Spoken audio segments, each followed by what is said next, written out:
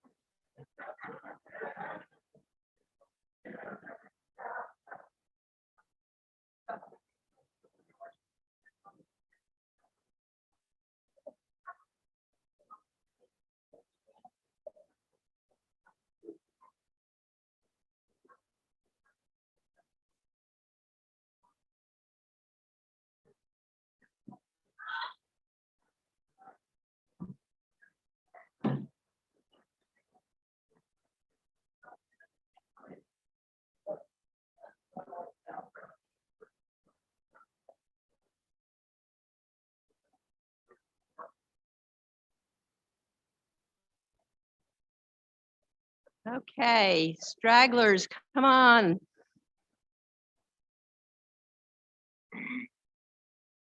And remember, there are seats up top if you prefer to look from the bleachers up there. Okay. Good morning, everyone. I'm going to start with a little bit of housekeeping. Isn't the snow beautiful? It's gorgeous, isn't it? But the question is, the pontoon boat rides. So this is really important. If you still want to take a pontoon boat ride, will you please raise your hand now? So these are a few brave souls. What we're going to do, here's Jennifer, who's counting, but raise your hand. She's counting heads here, or hands. So if there are enough people, we'll send out a boat and you can go.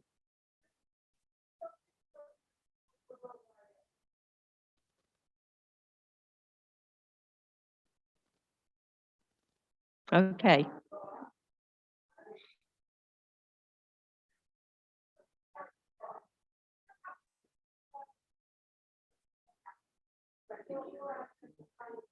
Okay, so the pontoon will go after we finish our walk, which is 3:30.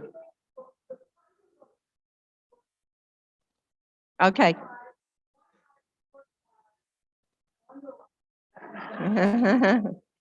So my other announcement is for those who had signed up to go on hikes Sunday. We know that some people are changing their minds and thinking, I want to go home. But please let Jennifer know. You just met Jennifer. If you have been corresponding by email, that was Jennifer who's handled all of this, the hikes and excursions. So please, yes. But if you've changed your mind and you've decided not to go on a hike, please let Jennifer know. She will let us hike leaders, and I am one of them, us hike leaders know, so we'll know who to expect at our meeting places, which are not here, which are at the start of the hikes. So thank you for that. So once again, good morning, everybody. You're all in your places with bright, shiny faces. Do you remember that? Yeah. Okay, so we're gonna get some energy going this morning, but I learned some things last night dancing on this stage, and I'm afraid that that's going to follow me the rest of my life. But I learned that this is what the women do. And Howard's going to tell us what the men do. Oh!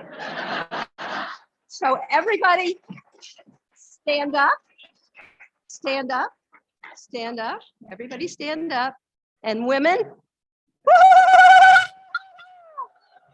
And men.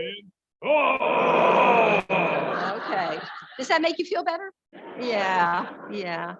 So we've had so much fun so far. We're going to have more fun today, and we're here all kinds of interesting, great things. But I want to start by introducing our host, Ken Howell, who's the director of Lake Junaluska, this beautiful place where we are, and he's going to welcome us. Thank you, Ken. Thank you. It is wonderful to see you here in Shackford Hall. It is so exciting to have groups back at Lake Junaluska. This is our 109th year of existence. Yes, yes.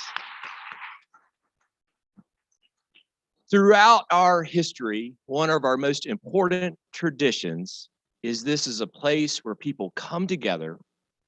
They remove themselves from the hustle and bustle of everyday life, and they dream of amazing things that are possible. In the 1930s, a group of leaders from North Carolina came here and they dreamed of a road that would go from Virginia all the way to Cherokee, the Blue Ridge Parkway. At that time, Franklin Delano Roosevelt wanted to build the road, but the plan was that the road was actually going to come only briefly into North Carolina and then was going to go into Tennessee and would finish in Gatlinburg. Well, those leaders in North Carolina felt like that was not the best way to go. And they came here and they dreamed of a way that we could make sure the road stayed in North Carolina and finished in Cherokee. And they left from here with that dream and they worked together to make that possible. And boy, have we benefited from that. 45 years ago, a group of people just like you, some of you are actually in the room today, dreamed of a trail that would go from the mountains of North Carolina to the sea. That was born here at Lake Junaluska, and we are so proud of that. As we gather together here, the thing that we hope and pray for is that while you're here, you will continue to dream, you will continue to see the possibility, and then we will continue to come together to do amazing things. We are so thankful to be a part of that, and we're so thankful to host you here at Lake Junaluska. Thank you.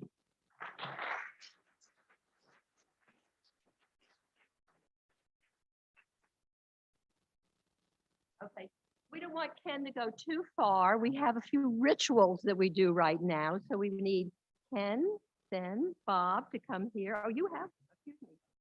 I don't know what I have here. Go ahead. I'm Bob Dillard, and this is a tradition we started in 2018 at Elkin when we had our gathering. There was a carving artist. His name is Gary Litchfield. I don't know that he's here, but he carved the stick, and the purpose was to have the gathering site own the stick while they were the gathering site. And it started in Elkin. And then it says it's 545 miles to Surf City, and then 861 miles to Lake Junaluska. The folks from Surf City couldn't get here, probably for a number of reasons. There's a lot of stuff going on in Eastern North Carolina. But I was asked to present it because my wife and I live down in the Southport area, which is near Wilmington. Betsy didn't know that I grew up on Topsail Island every summer with my family because my grandfather had one of the first houses down there. So I know Surf City very well, and I'm glad to represent them. Before I hand this over, let me make a plug for the eastern part of the trail. Ben Jones will talk about a lot of the projects he's got organized. So we're going to be looking for helpers in Eastern North Carolina. We don't have a lot of trails. We do have the Croatan National Forest, the Nusiak Trail, but there's a lot of road down there we're trying to get off of. We're currently working in Roseboro, laying a brick path through the downtown area. Alice Butler, I think, is here. She's the mayor of Roseboro, and it just looks great. And Ben has put it together, and we got a work day next week if you've got some time next Thursday. But I'm looking for volunteers for a lot of projects that we've got on our calendar. So you may look for some emails. But Betsy made it very clear to me that I need to charge these fellows, one from Pender County and one from Lake Junaluska. In Surf City, they had several hurricanes while they were in possession of this walking stick. And they actually evacuated the stick on at least 2 occasions. So she has already spoken to the new owners, but I'd like to present it to Ken and Ben.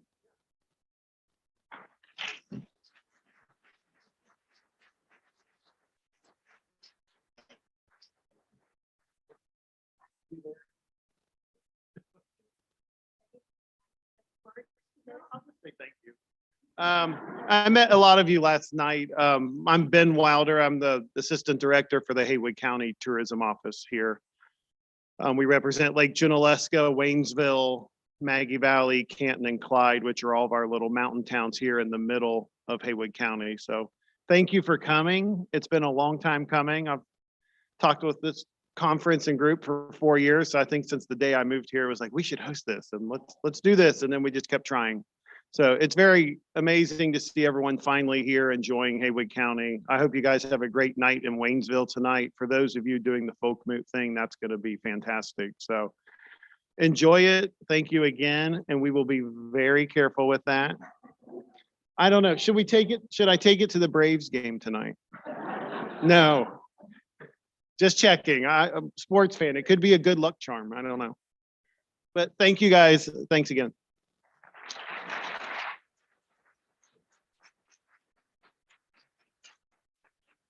But wait, there's more. Okay. You're all probably wondering why is that guy up there very dangerous. I will tell you in a minute. My name is Carl DeAndrade, and I have been honored to have been the president of the Friends of the Mountain Sea Trail Board of Directors last year for the year 2021. Now, the Golden Pulaski, which is being obnoxious here because it wants to bite me, is what is called the Friends, president of the Friends of the Mountain Sea Trail, Golden Pulaski. It is given by its first board president, Mr. Jeff Brewer. Jeff, where are you? Wherever you are, thank you. There you are. Thank you so much. And Jeff intended this to be passed along to his successors as an inspiration to lead with the great skill, precision, and care required by trail builders using this powerful tool. So now it is my honor to pass this along to wherever she is. Duck. This thing is about as tall as you. Yeah. There you go. And this tends to come off, so be careful there. Goodness. So it is my privilege to pass this along to you, who used to be our very, very, very important treasurer for a few years and did a marvelous job at that. And I have no doubt that you will become a great president of this board.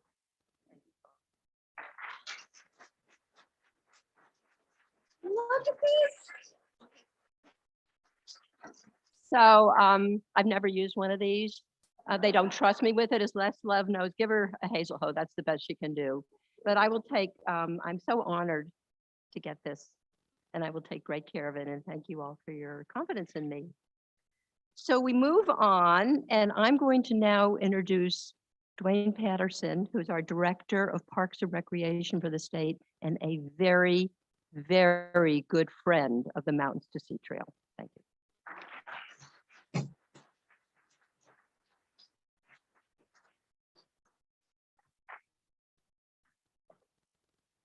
Well, I'm here today to talk about growing up with Howard Lee. Really, I'm supposed to give this introduction, but when Betsy talked to me about it, I said, well, I'm not going to look at any notes. I'm not going to do any research, but I'm going to talk to you about growing up with Howard Lee. I can remember as a kid growing up in Kinston, when crosses were burned in a neighborhood where I grew up in, when kids would ride through, sometimes high school age, and they would throw bottles at me and my little friends as we were 4, 5, 6 years old. But as time changed, we got to the point in Kinston where you could actually go to the Paramount Theater instead of just the state because of the Civil Rights Act. You could do other things that you couldn't do before. But I can clearly remember when this suave gentleman became mayor of Chapel Hill, you had a sense that things were really going to change. I think I was in high school. Like I say, I didn't do any research on it, but but I think I was in high school when he became mayor, and it was a beacon of light in what had been a difficult time. From there, I learned of him running for lieutenant governor. I was very excited about that. I was at NC State, but he didn't win. I can tell you from memory, I think he lost by 11,000 votes. Now, I didn't look that up, so that's good, isn't it? I'm an accountant. And I thought, wow, maybe I should have called the Well, I won't say that. And asked for 11,000 votes. But, but I really shouldn't say it. But from there, I became aware, because I was an avid newspaper reader, that he became secretary of the Department of Natural and Cultural, Diener, as we used to call it back in the day. I was unfamiliar really with what Diener really did, but if Howard Lee was doing it, it was great. And what I did not know at the time was he was actually over there dreaming up and being a visionary for the Mountains to Sea Trail. And from there, I became aware that he had a business out at, I think, the airport, didn't you? And I said, what can this man not do? So he's, you know, and he became a senator in the legislature. And I just kept watching his career as I was growing up. And then finally, I was working with juvenile justice, and I was on this committee called the Closing the Gap Committee. And he came frequently and spoke to that committee. And we were trying to come up with different ideas. And I'll never forget, he said, well, I'm at a point in my life where I have more years behind me than in front of me. And that's a mantra that I adopted for myself, an urgency to get things done. Once again, Howard Lee, I'm growing up with you. And so with all of that, probably the most significant moment was when Kate Dixon called me up. She said, Dwayne, I'm gonna come by and see you. And I walked around the corner and came in my office, and there was Howard Lee. I said, wow. You know, and you know, I don't think I heard a word he said to me that day. I was like, just wow. Kate tried to introduce him. I said, Kate, just be quiet. Yeah.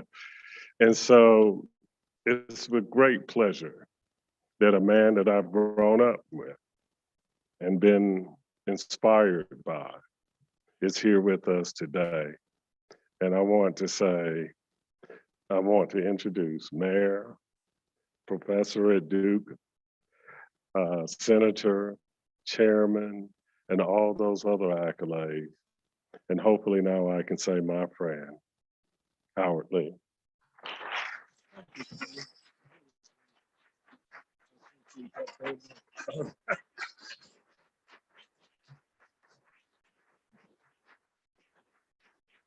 Thank you very much. You all are really kind to me. I really appreciate very much the expressions of support and appreciation. And I will, I'm just sorry that my wife couldn't come with me today to hear all of this.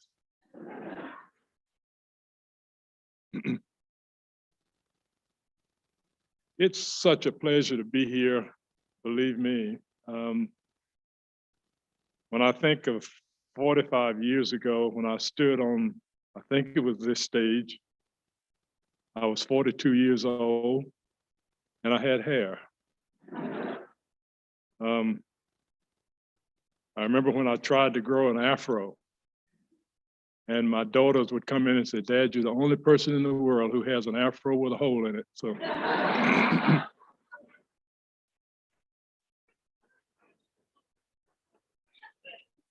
But that was a wonderful time. That was my first major speech after Governor Hunt had appointed me to head up the Department of Natural Resources and at that time, economic development. And it's strange how life can twist and turn and move us in directions we never even thought about going. I was supposed to join Governor Hunt's cabinet as Secretary of the Department of Health and Human Services. That fell through when he decided he should appoint Dr. Morrow from Greensboro, a doctor. Then we talked about the Department of Commerce. And then Locke Faircloth decided that was a department that he really wanted to head up. And finally, Governor Hunt said, I'd like to appoint you Secretary of the Department of Natural Resources. And I had no interest in natural resources. And I almost turned it down. But my wife talked to me and said, if you're being offered an opportunity, why would you want to reject it? I accept it. That was the best decision I think I've ever made in my life.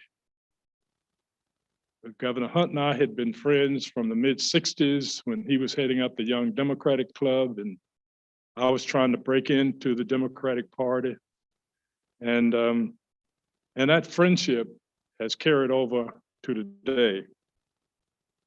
So I accepted it. And by accepting that position, I have had an opportunity to meet some of the most wonderful visionary people who are the ones who are the key to why we're here today, not me. I made a speech. My heart was in it. I was committed to it. And in spite of the fact that some didn't think it made sense, I did it anyway. But the people who brought us here today deserve the full credit. I start with one, Louise Chatfield, who was the first woman to head up the State Trails Commission, who talked trails. I did not know her before I became Secretary of Natural Resources, but I knew about her because in Chapel Hill, under my administration, we were working to develop trails, and I was told, this is a person you need to get to know. She's forgotten more about trails than many of us will ever know. A wonderful woman who deserves a lot of credit for keeping the idea of trails alive and passing the baton on to another generation. And so today here we have Bill. You want to start moving up this direction, Bill? Bill Chatfield is here to remember his mother. I wanted her to be remembered here today because she deserves a lion's share of the credit along with several others whose names I want to mention in a little while.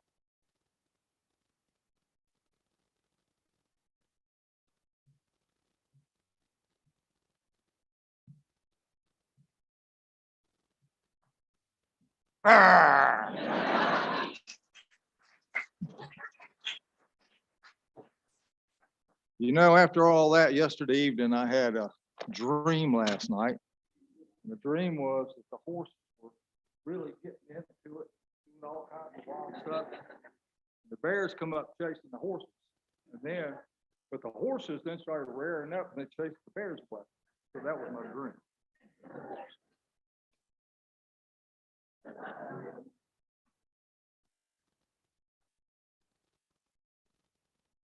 These are actually not my words. This is taken from things that were written by Jean Marie McManus and from an interview with Jim Halsey. Jim, where are you? He's back there somewhere. So he's going to check and see if I'm quoting him correctly. Ma Chatfield was all about protecting the natural world and getting people into the outdoors to enjoy it. She believed if you don't love it, you won't protect it. And if you don't know it, you won't love it. Louise was the first chair of the North Carolina Trails Committee, and I think you already mentioned that, which was charged with advising the Secretary of the Department of Natural Resources and Community Development with the creation of the State Trails System. She was very experienced with the Appalachian Trail and its routing and maintenance, and was a great asset to department staff in determining what would be involved in creating a state trail system and maintaining it over time. A wealth of knowledge and leadership, she was the principal spark plug for the committee, keeping it focused on the task at hand. How am I doing, Jim? Have I gotten off track so far? Okay, I got the nod from Jim. She was well known for identifying local leaders who would act on an idea and carry it forward, but she would not take credit for an idea that was certainly influenced by her direction and leadership. In committee meetings, she was very keen on asking for status reports about who was doing what and in hearing what was happening in the other parts of the state. In 1977, when Secretary Lee proposed the Mountains to Sea Trail, she was very emphatic that the MST needed to be completed through to the end. Department staff began analyzing potential routes and corridors, and by 1982, Louise thought the trail had progressed enough so that she proposed a Mountains to Sea trek to encourage public awareness. Lee Price was recruited to do the trek, and Kathy Chatfield and Kay Scott to organize press events along the way to highlight Lee and the Mountains to Sea Trail. Kathy, you want to raise your hand? I know you don't want to get up. So she's one of the ancient ones that was mentioned earlier. By the way, I'm older than she is, so I can say that. Let's see, where are we? Louise was a master at organizing events, and the North Carolina Trails Association grew out of a statewide conference of trail users she initiated. That group of trail users included hikers, bicyclists, horseback riders, canoeists, and kayakers, and rails to trails hikers and bikers from all corners of the state. Out of that experience, local groups realized that their best efforts were to work in their local communities with local governing structures and commercial enterprises. That idea of regional task forces succeeded royally in bringing about Louise's idea of trails, which, and thanks to Secretary Lee and the thousands of volunteers working to the Mountains to Sea Trail, the concept of trails all across the state continues to progress today. So, as has been said many times, the real heroes are all you folks. And I can say that certainly my mother's vision of having a spider web of trails all over the state is certainly materializing. Because as you look around, you see places, not just these maps, but all over the place where there are trails coming off of trails, joining other trails. So it's happening. Thank you.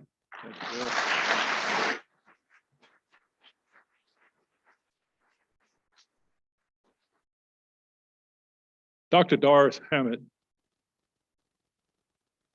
I guess she contacted Jim Halsey. I'm not sure through whom she arranged to get me to come to give this speech. Wonderful lady who was very dedicated and wanting to move the trail concept forward. Dr. Hammett cannot be here. She's 98 years old. She's 10 years my senior. And I'm sorry she cannot be, but she and I were together about 5 years ago at another gathering. And she was as spry and as active and as happy as she could be, as you can see from that picture, that we had moved, that the trail had been moved forward. I want to recognize Dr. Hammett, and her daughter Karen is here. Karen is a cattle rancher and a farmer and raises beef cattle. Coming up, Karen. And we convinced her to come and accept our appreciation, which she can pass on to her mother, because she's the key to the speech itself. I'm honored to be here in my mother's place. She couldn't be here physically. She certainly is here spiritually. And if she could see all of you, she would absolutely glow, because this idea of the trail has taken hold. Mom was a pediatrician. She married a general practitioner. I can't stand blood, guts, and gore. Both of my parents were outdoor enthusiasts. So when you're young, you're starting a practice, you're building a home, you're starting your family as well, you don't have a lot of money. So they hiked. You have this expansive outdoors, this marvelous scenery, and get out and enjoy those assets. Hiking was free. It was also healthy, both physically and mentally. Mom saw hiking as an activity families could do together, no matter the age. Hiking is easily shared, and she encouraged this activity in her pediatric practice. It was difficult for her parents, her patients, and her patients' mothers to say no to this idea because it didn't involve expensive gear and there was no cost to do it. And that was very important in a rural county that did not have a high income level at that time. So when Howard Lee suggested a trail across the state of North Carolina at the National Trails Symposium in 1977, that speech must have been really good because that idea took fire in Mom. She organized the Balsam Highlands Task Force and began to plan how to connect these far mountains to the sea. She actually didn't build much trail. That was not her strength, and that's a pun intended. One time while she was on a trail construction crew, she got lost. So trail construction had to stop while they went to find Mom. But she didn't stop. That didn't stop her enthusiasm at all. But her greatest asset was organization. She held planning meetings. She contacted agencies and individuals who could support the trail. She wrote informational articles for the news media and coordinated local endeavors with those at the state level. She could organize. She had the help of many people. And I even heard and remember some of those names that she would talk about when I came back from my working career and we sat around the breakfast table. Now, all of you are here supporting that idea of that cross-state trail and the additional spurs that cover even more of North Carolina. She would be so proud of what is happening here. But she'd also say, Karen, it's time for you to get off the stage. I'm turning it back over because the trail is the more important thing. Thank you.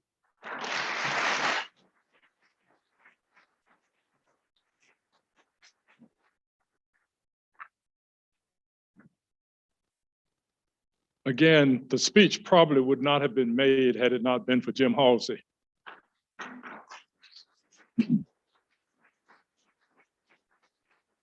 I recall sitting in my office and Jim, along with the person, Steve Meehan, who was my speechwriter at the time, came up and had this idea of inserting this line in the speech, proposing a statewide trail.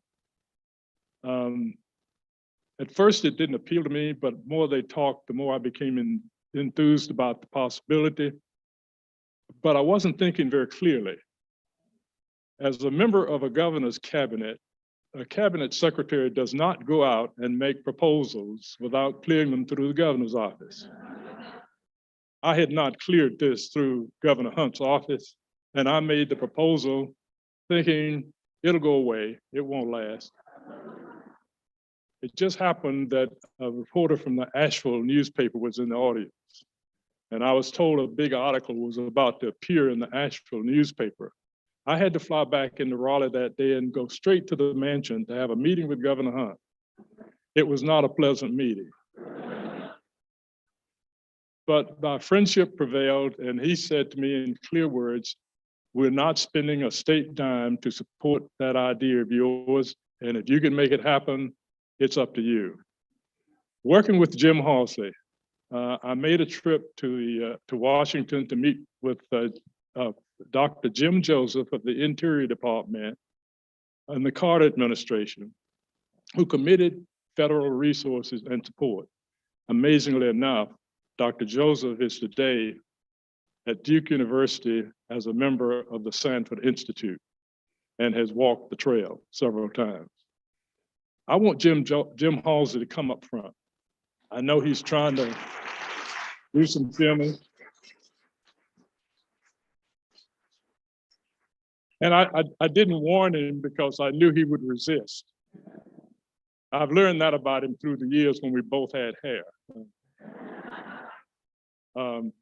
Jim Halsey is the key person who got all this started. He's the fella who laid out the first, some of the first building on what others had done, paths for the trail. He's the one who spent countless hours, sometimes without support within his department, Mr. Director. But he persevered, and I promised him that my office would give to him the absolute full support to carry this forward. He's the man who took the ball and ran with it. I'm the guy who stood on the sidelines and cheered him on. Jim, I will always hold dear the friendship that you and I shared, but more importantly, your vision of naming the trail the MST. He's the one who came up with the idea that the trail should be called the Mountain to Sea Trail. I thought that was great. I'm just absolutely delighted that Jim and I have connected and that we have been able to bring forward this. Jim, I'm going to let you say a few words, and then we got another act we want to perform on you. Okay, you want to hear a very long speech?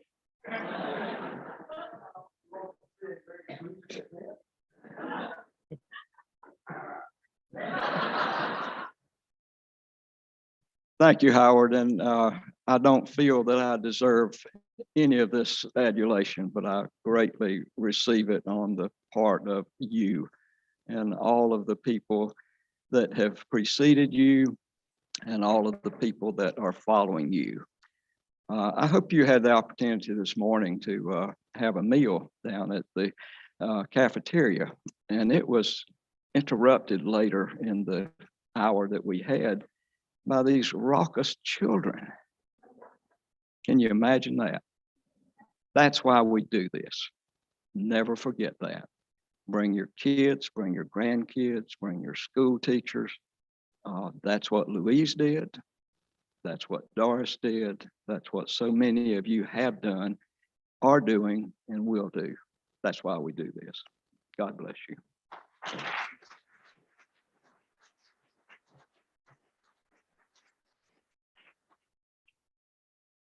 Well, Jim, I expect you to be doing a lot more hiking.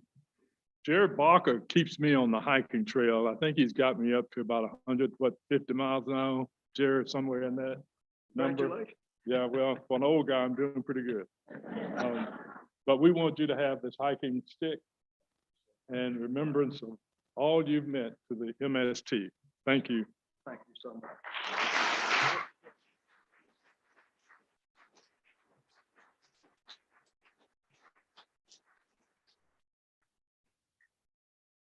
There are too many people that I would like to recognize. Time will not permit, of course. I can't go without recognizing or calling the name of Alan DeHart. Alan DeHart and John Landman are two people who spent many hours on the Blue Ridge. Alan would drive up from Lewisburg. And I read an article recently by John Manuel who described Landman as taking picks and shovels and tools and passing them out to people and giving directions on things to do. But Alan always made the last decision about what would be done when. John, you're here, and I just want to thank you for what you've done to make this, keep this trail alive and to keep it moving forward. Arch Nichols, I don't know if Arch is here, but certainly someone who has pushed for trails for a long time. Jerry Barker. Jerry Barker is our trail angel and our trail master. He keeps us on the trail as much as we can. He can get us out there when the weather's good.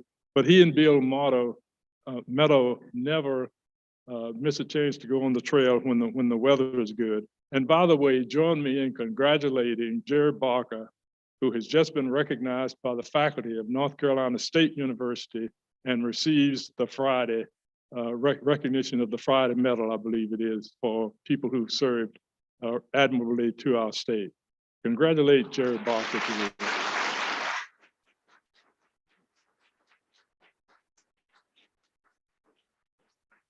But the disciple who took us to the top of the mountain was Kate Dixon. Kate Dixon came on and a part of the mountains, Friends of the Mountains, the Sea Trail. And Kate is the one who actually provided the fuel that had this trail process take off like like most of us could not have envisioned. And then there is this new crowd coming on. Of course, I want to remember Jeff Brewer, who was the first president of the Friends of the Mountains to the Sea Trail as well. I don't know if Jeff is here or not, but certainly want to recognize Jeff. Thank you.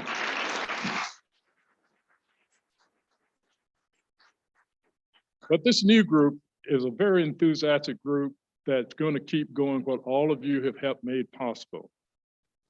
Brent Lawrence, who's our new executive director, Betsy Brown, Jim Groter, and Ben Jones, the new staff of the Friends of the Mountains to Sea Trail, and they're the new fuel and enthusiastic and excited.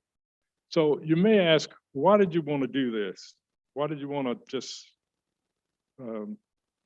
bring all of this about? I really have enjoyed the attention that has been laid upon me for having a major role in this trail. I feel like it is so minor in comparison to what others have done, who've gone on the trail in bad weather, good weather, hot days, cold days, who've not only built the trail, but who've maintained the trail and who have really kept things moving forward. 1977 seems like so long ago. The songs of that day, which some of you may still sing, but may have forgotten. Sweet Caroline, you don't send me flowers anymore. And my technology is gone dead on me.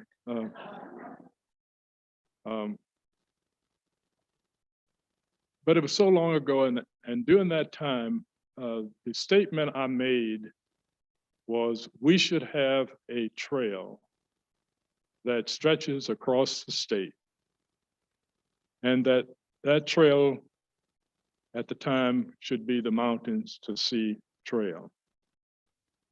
And I said the trail itself, based on what Jim was telling me at the time, could consist of 490 miles, and that would be about all we could expect. And I said that I'm not optimistic that we'll have the resources to do it.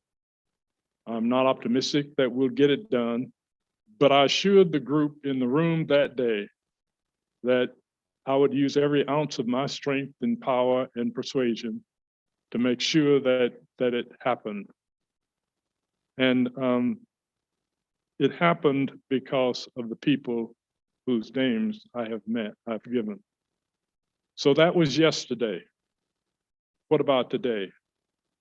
Isn't it amazing that that dream has turned into 1,175 miles across the state of North Carolina, 3 times what I envisioned it might be at that time.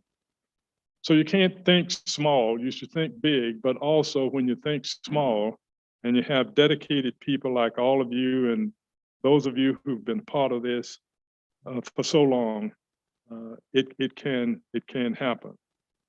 And my technology has gone out, so I'm going to probably have to wing it from this point on.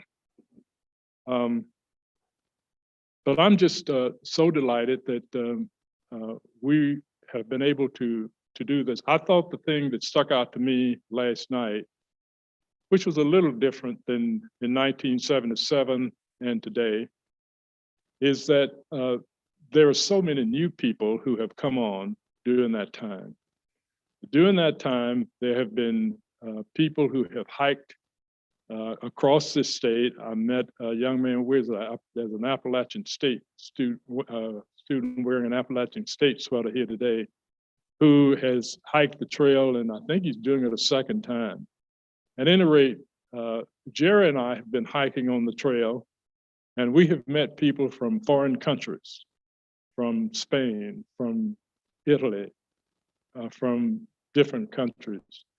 And we have also hiked with a mother who brought a baby on the trail and carried the baby on a little sack on the front.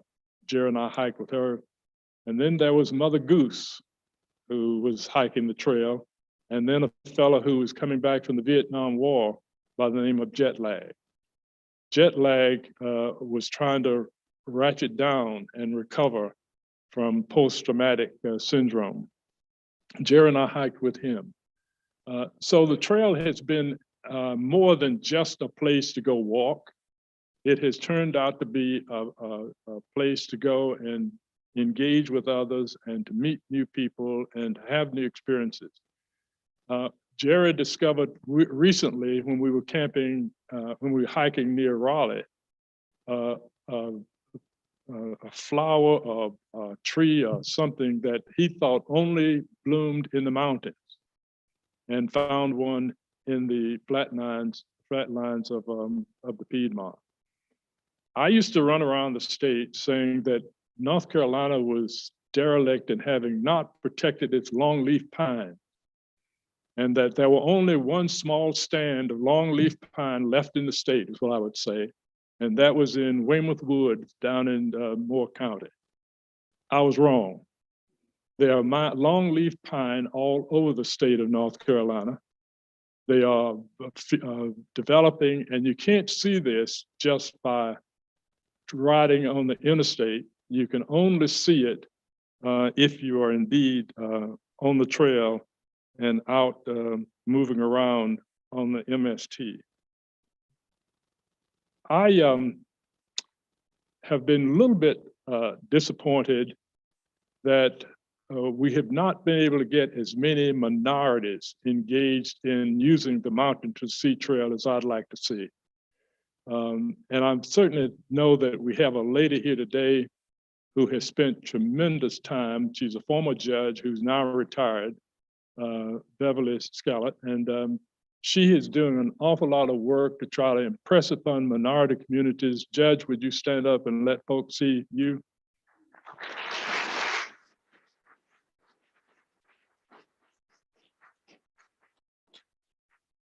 And she's really working hard to try to document areas through which this trail goes. You would be amazed to know, and I had no idea this would be the case, that this trail stretches through areas where there were slave camps, farms that were there, burial grounds that have not been discovered.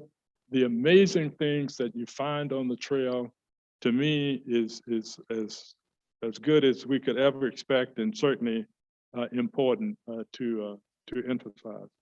I was very pleased that President Obama, before he was inaugurated, walked the trail up in the Asheville area. And I met with him some 3 years ago, and actually a little longer than that. And he was talking about his experience on the trail and how he expects to come back and hike the trail again.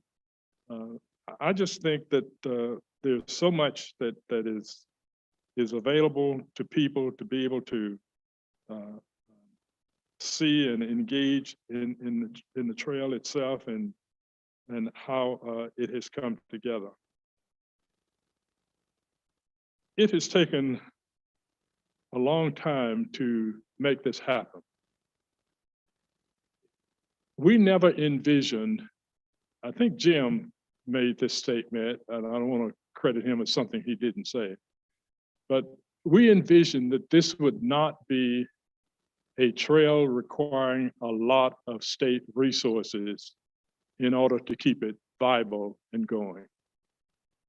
This has turned out to be probably a tremendous blessing in that this trail is what it is, not because we have high allocations or appropriations from state government.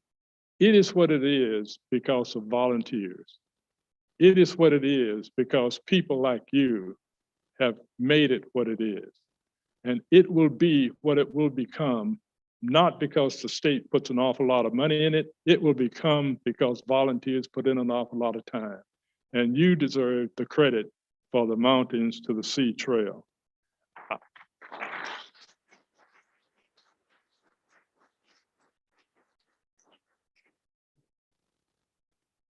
When we, in 1977, we talked about 50 counties or 50 local governments that would be involved in this trail. A few weeks ago, Jerry and I, along with Judge Scallon and some others, took a trip to Roseboro, North Carolina.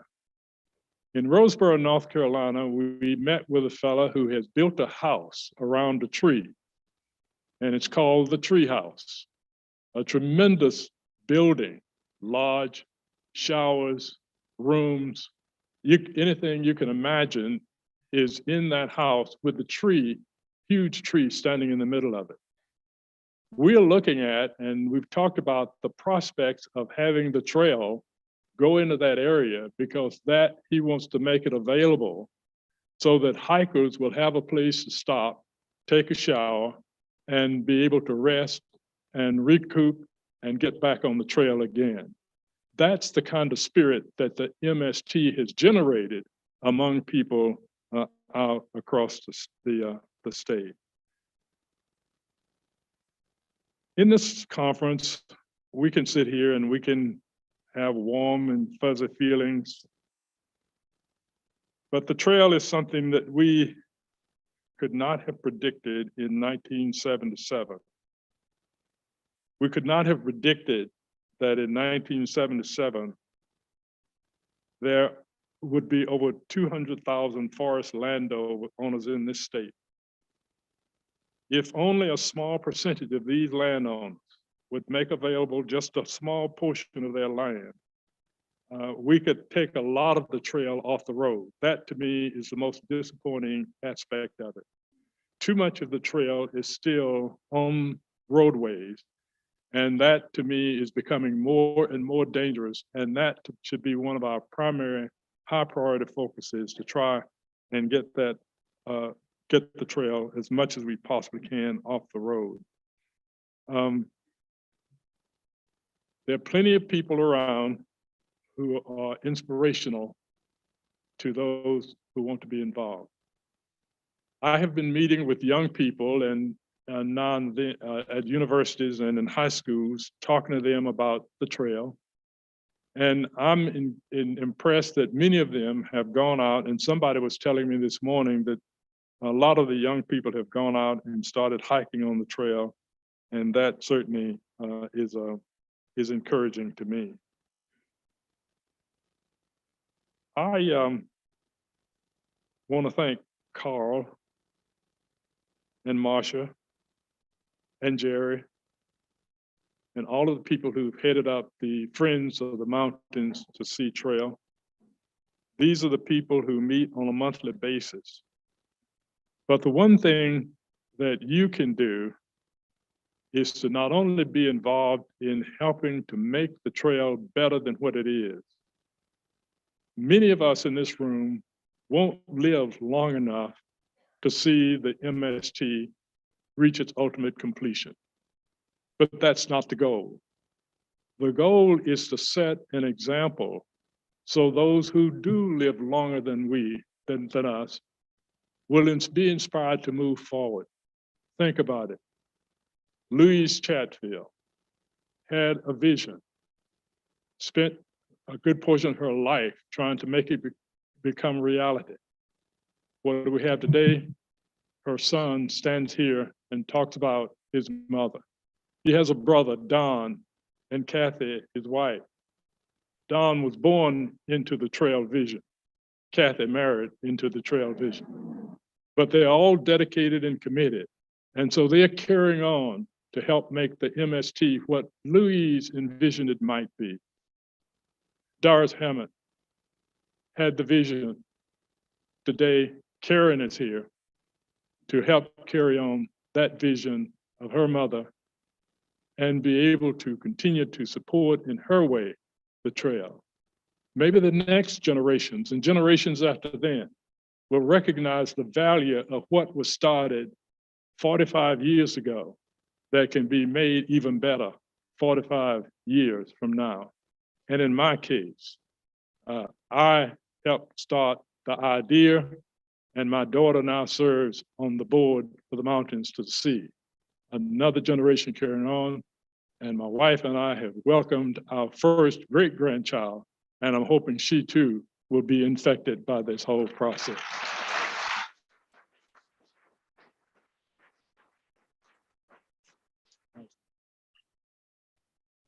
So I stand before you here today,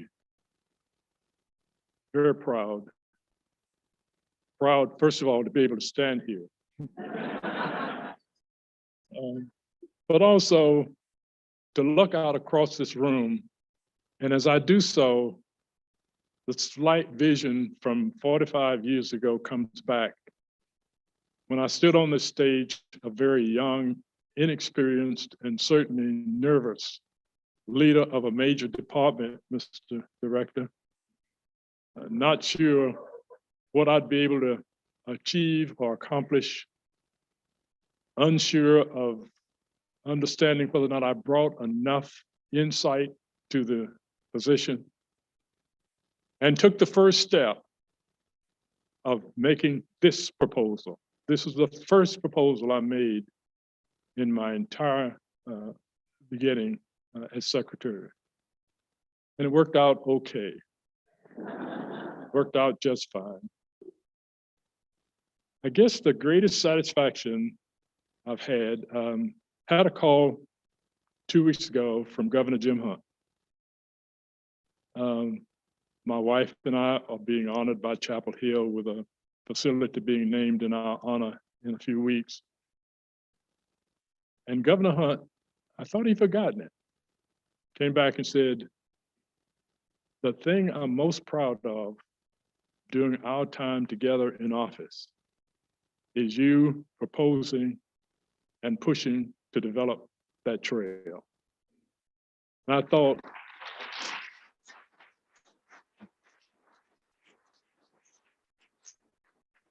you know, friends, you just never know where things will lead. I have come to believe that I've been left here for these many years for a reason. Maybe part of the reason is that I've been left here so I can see all of you all. But it may be that I was put here for a reason.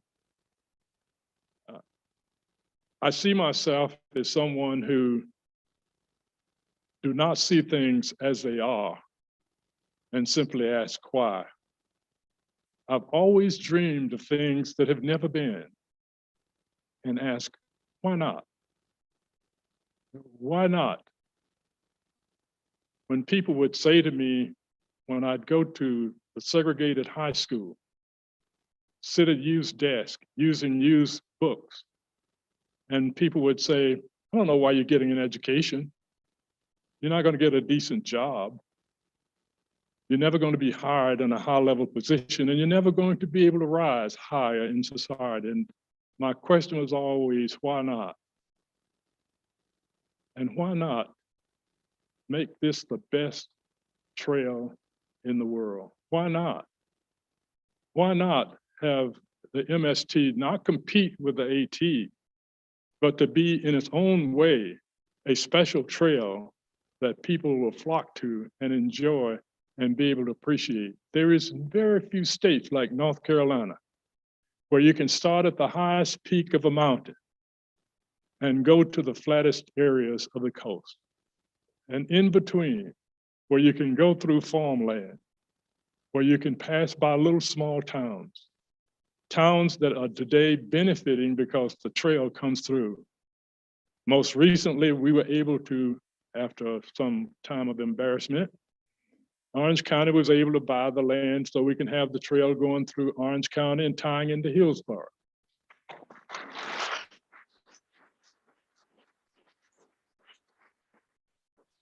So why not think big, even bigger? And why not reach out to young people that to me is the challenge I want to leave with you all today. Is as I look around this room today, I see time is going to take its toll on a lot of us.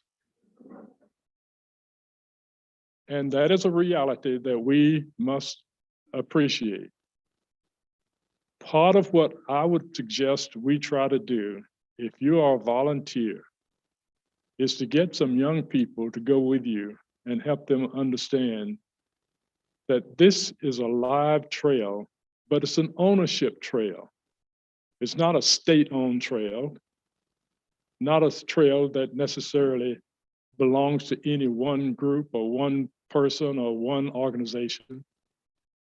And that what we need to do is to recognize that if the MST is to survive and thrive, it will be because people engage in putting in the time like Alan DeHart did, like John Lenman did, or has done and is doing, like Jerry Barker is doing, and I can go on with names, like people like Les Love, who really has been a strong leader in this area. These are the people that have made it. These are the people who deserve the accolades. These are the people who hold the future of the MST. I don't know how many more years I have, as Mr. Patterson said. I got a lot more years behind me, but I have no regrets. What I have is a sense of pride. And when I come to a gathering like this and rub shoulders with each of you, I feel that I have been extended a special privilege to be able to stay here and to be a part of this. And I thank you very much for helping me get accolades, because without you, there would be no MST.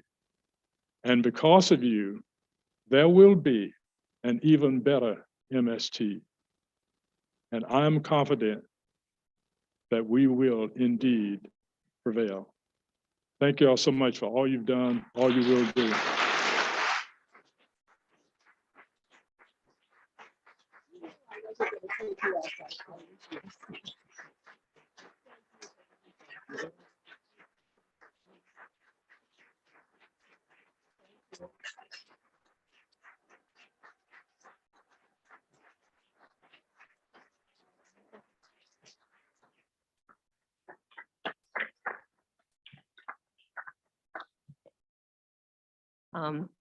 How can I say anything after that? I'm just so honored to be part of the people who are following in the large boots of the people who came before us, of Howard, of Alan DeHart, of Jeff Brewer, of Jim Halsey, Jerry Barker, who's back on the board, by the way, and so many people who have worked and worked and worked. Kate is here, and it was very touching, and it means so much to all of us. So thank you. So now we move forward to a new generation. And I'm going to invite my fellow board member, Heather Cotton, to come and have a conversation with our new executive director, Brett Lawrence. We're so pleased to have him on board.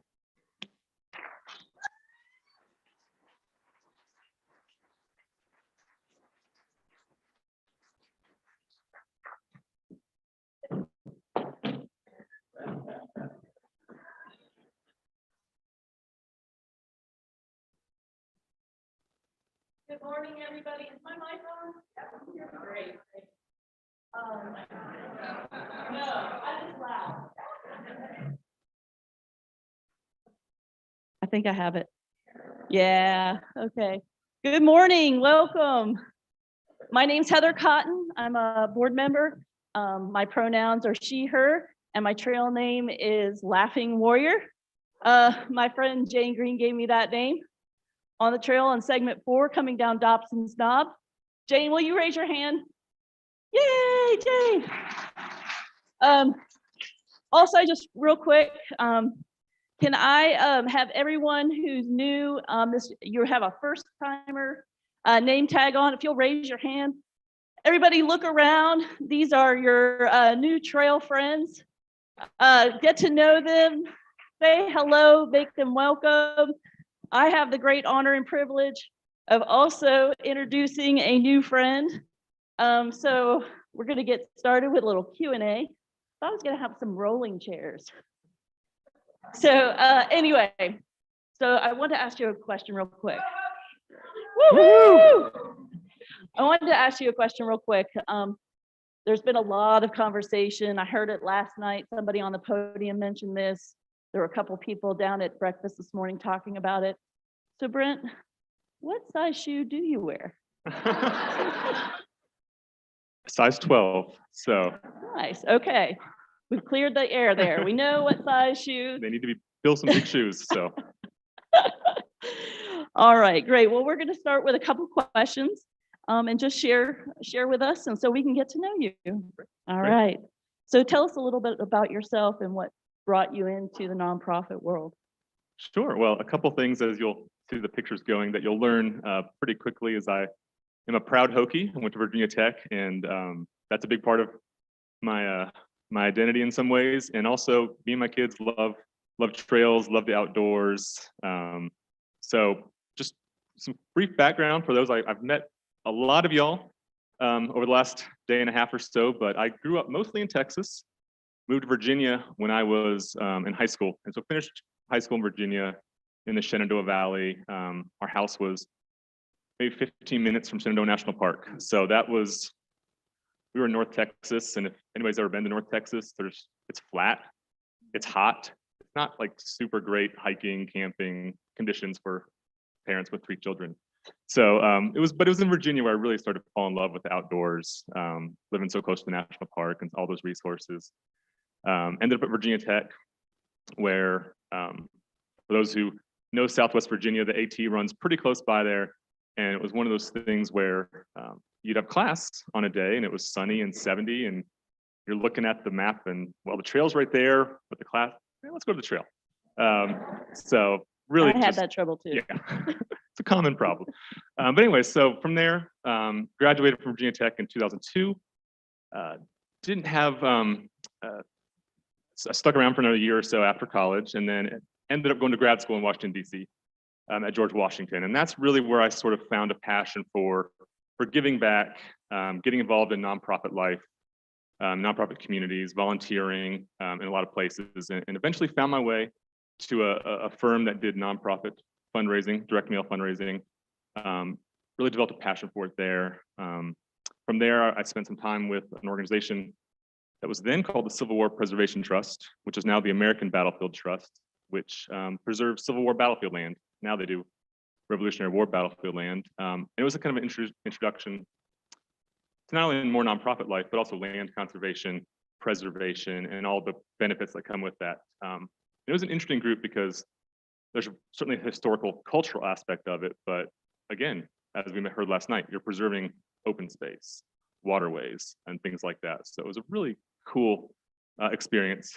And actually, when I got here, I learned our trail, the MST, goes right through Bentonville Battlefield, which is where my old job had saved a lot of land. So weird collision happened, but it was really cool. But if you've been to DC, if you've ever lived in DC, you know there's a certain pace of life there, for lack of a better way of saying it. And that we didn't enjoy. So me and my wife, now wife, started looking anywhere south. She's from Alabama, I'm from Virginia, Texas. So ended up in North Carolina, fell in love with North Carolina. Just the mountains, coast. We just spent first years here crisscrossing the state. Got involved in other nonprofits here, doing nonprofit advocacy for about 11 and a half years.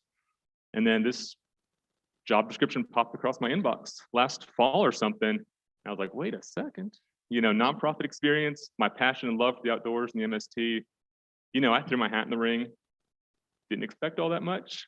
And I was just thrilled and overwhelmed to be made it through the process and offered. And I'm so overwhelmed and excited to be sitting here today, talking to you, meeting all y'all, and just the history in this room and what you've heard so much about. It's been really wonderful. And share with us some of maybe your first experience on the MST. Sure. Actually, the first book I bought when I moved here was Alan DeHart's Mountains to Sea Trail. So I still have a very dirty torn up dog-eared copy that sat in my car for 10 years. But that was really it. I just was looking for a hiking book. I just came across this hiking book, and we live in Raleigh, near Falls Lake, and I'd started spending a lot of time up there. I hiked, did a backpacking trip along the Falls Lake Trail, the MST section there. Before I found the job here, I had some free time on my hands and spent about 3 days doing that. And that was when I realized that this was the Mountain Sea Trail, right? I just sort of knew of it as a hiking trail nearby along the lake. And ever since then, you know, when we come to the mountains, you know, we look for the MST. And so I really just fell in love with it. And then when the pandemic hit, as so many people did, and so many people that are in my story is not unique, but we went to Umstead State Park the first weekend of when we all learned about social distancing, and the parking lot was overflowing with people all with the same idea. And then everything else really just clamped down. But found this little stretch of MST up along Falls Lake where there's just a pull-off parking spot along Six Forks Road. Me and my kids went one Saturday in that late March. Didn't see a single other human being. Saw some bald eagles, saw some squirrels, but didn't see another human being. And it was really kind of just this peaceful place. You know, right, they had their school canceled, their school was closed. All of that was happening, but we found this just special spot, and we went, I think, 8 or 10 weekends in a row. Literally, just the 2 of us or 3 of us go out there, walk on that trail. We'd sit by the lake shore, pack a lunch, just sit there in the quiet. And it was cool because we saw the season change, right? We started in late March, saw the leaves come in, and it was just really powerful, really special. And like to this day, we still go back to the kids named, like literally every 100 yards has like a different name. Like this is Leafy Fern Curve and all this stuff. But so anyways, I liked it. I fell in love with it through that experience. Nice. Okay, so we just heard the most powerful speech, at least the most powerful speech of my lifetime, which is why I went, woo! With Howard Lee. So tell me what excites you about the future and where you see the MST in 45 years, and maybe we'll be back here together talking. Yeah, no, that's great. I mean, again, I've been inspired myself. As I said, I'm 2.5 months on the job, so I am learning every day. And I learned a whole lot this morning already. But I think the future is so bright. There's so much potential. There's so much opportunity to keep the progress that's been made moving forward. And one of the reasons I got so excited about this position was, as has been said, and you'll hear me say it ad nauseum if you talk to me one-on-one too, is like my kids love nature. And so I'm looking at this and I'm looking at where I am in my life and my career, and I'm like, you know what an exciting opportunity to really do something meaningful that my kids can be proud of, right? 20 years from now, you know, when they graduate high school or college, like how awesome would it be to like do the whole trail with my kids or a piece of the trail with my kids and just like have that sense of accomplishment. So I'm really excited about that. And I'm really kind of just excited about what we can do. We got this great investment from the state. We're gonna hear a little more about that in just a little bit. And I think there's just, the future is so bright, it's so strong. This organization I'm coming into is amazing. I knew that before this weekend. I sure as heck know it now. So many great people, and I'm so fortunate. And I hope I'm here 45 years from now. You know, I'm 42 right now, which I think was, there you go. So I think that future looks bright for that front too. So That's great, Brent. Thank you so much for sharing your story with us. I don't know, friends, what do you think? I think Brent does have some pretty big shoes to fill, but I think you're going to do a great job filling them. I hope so. Thank you.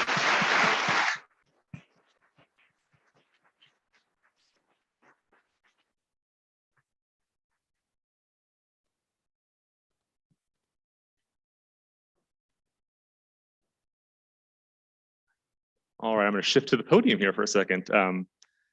Thank you, Heather, so much. That was great. And it's great to connect with y'all in big space, and also one-on-one's been really great too.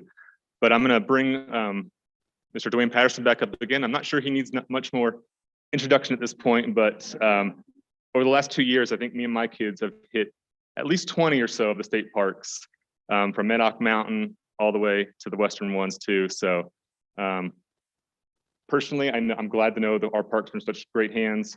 And I know you're such a strong partner and advocate for the MST. So I know we have a great, hopeful, productive relationship moving forward too. So, Dwayne Patterson, everybody.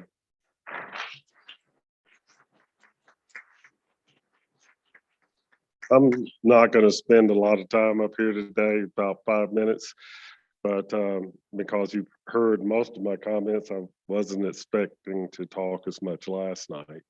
But I will tell you a little bit about what we're going to do with the money that is coming to state parks. This is a more technical presentation where we'll get about $100 million for improvements at state parks over the next 2 years.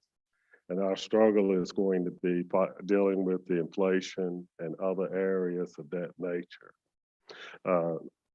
I believe already we probably lost $5 to $7 million just through inflation, our purchasing power. So we're going to have to act quickly.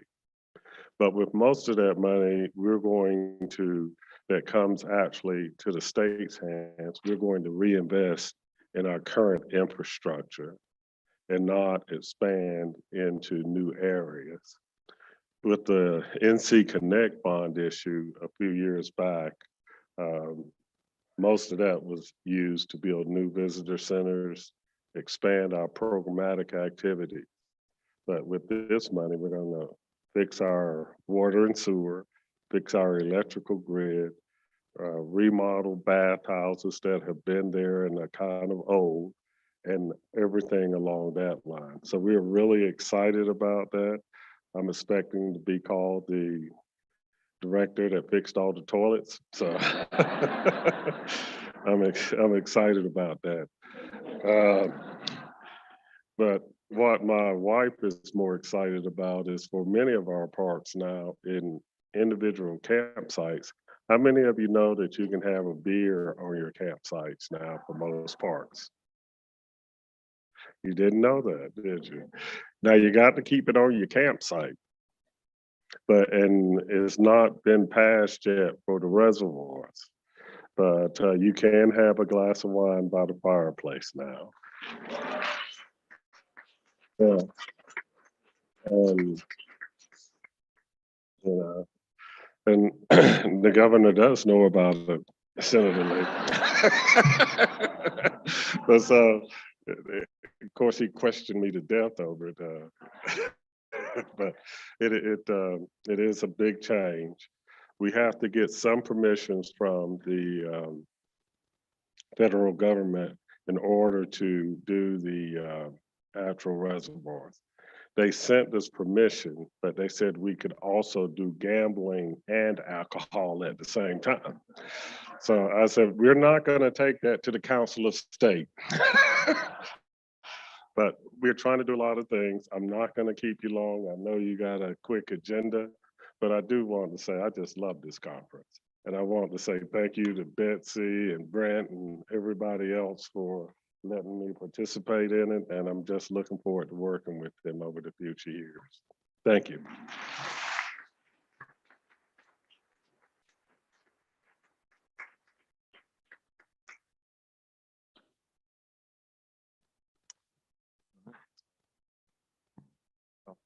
Thank you again for being here, Director Patterson. We really appreciate your support and your stalwart support of the Mountain Sea Trail and your vision for our state parks. It's going to be great. I know we're all appreciative for your leadership, so thank you so much. Now we're going to turn our attention to the state of the trail of the MST here in North Carolina. Like many of you, I have that first-time attendee tag on my my name tag, and I imagine like many of you, I'm not really new to the MST, but I'm new to the friends group here and the gathering of friends, and it's really exciting to see so many people here before. Hopefully my clicker is going to work or not.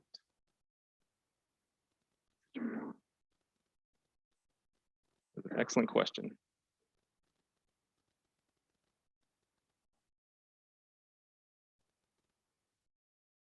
Okay, it should be on, yeah. Yep, showing green. Well, all right. But I'll keep going. As I mentioned before, you know, I've always enjoyed outdoors, hiking, camping, paddling. We didn't talk about, yep, my kids, they got 2 little kayaks now too. So we're always out in the lakes and the rivers and everything like that. But as I mentioned, really it was the pandemic that really made us kind of fall in love and find that special solace in nature. And right here, there you go, is my, that's our spot. That's our lakeshore spot along Falls Lake, where really so many special moments connecting with nature.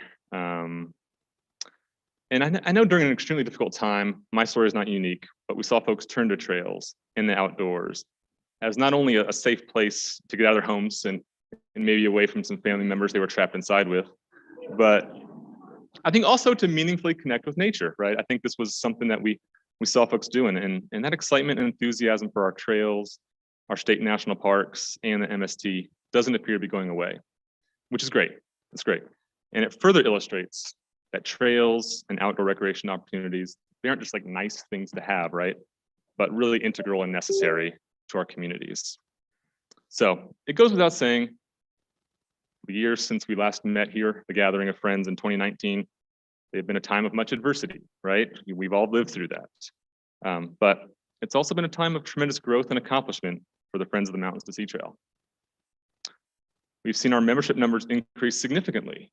And by significant, I mean 228% increase. So,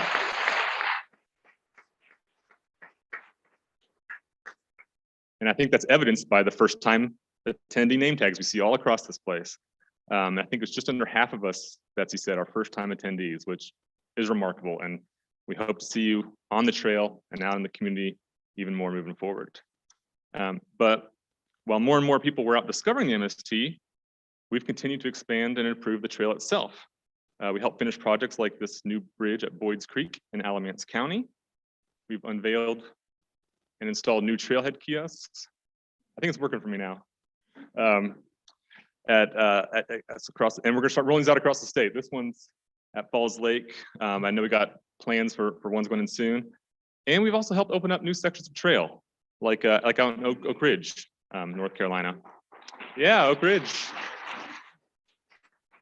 And Ben can correct me if I'm wrong, but I think that's where the next kiosk is going in too, right? He was out there laying some work for that recently.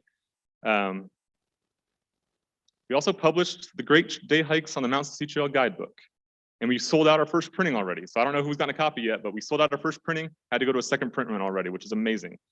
And I actually bought my own copy well before I knew I would be working here one day. So hopefully y'all have gotten a copy. If not, it's great. And along with the guidebook, we launched the 40 Hike Challenge, challenging hikers to complete all 40 hikes featured in the guide. And this is our first family from Durham. They were the first 6 people to finish the 40 Hike Challenge, which is great. And yeah.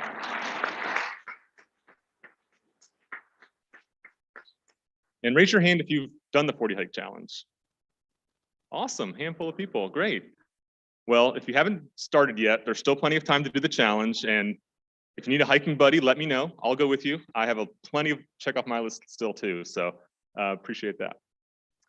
For the more ambitious hikers, we had 25 completers in 21, our most ever.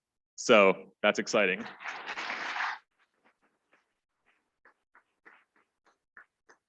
And since we last met in person, we've actually had 45 completers, which is pretty fitting here for our 45th year. So that's great.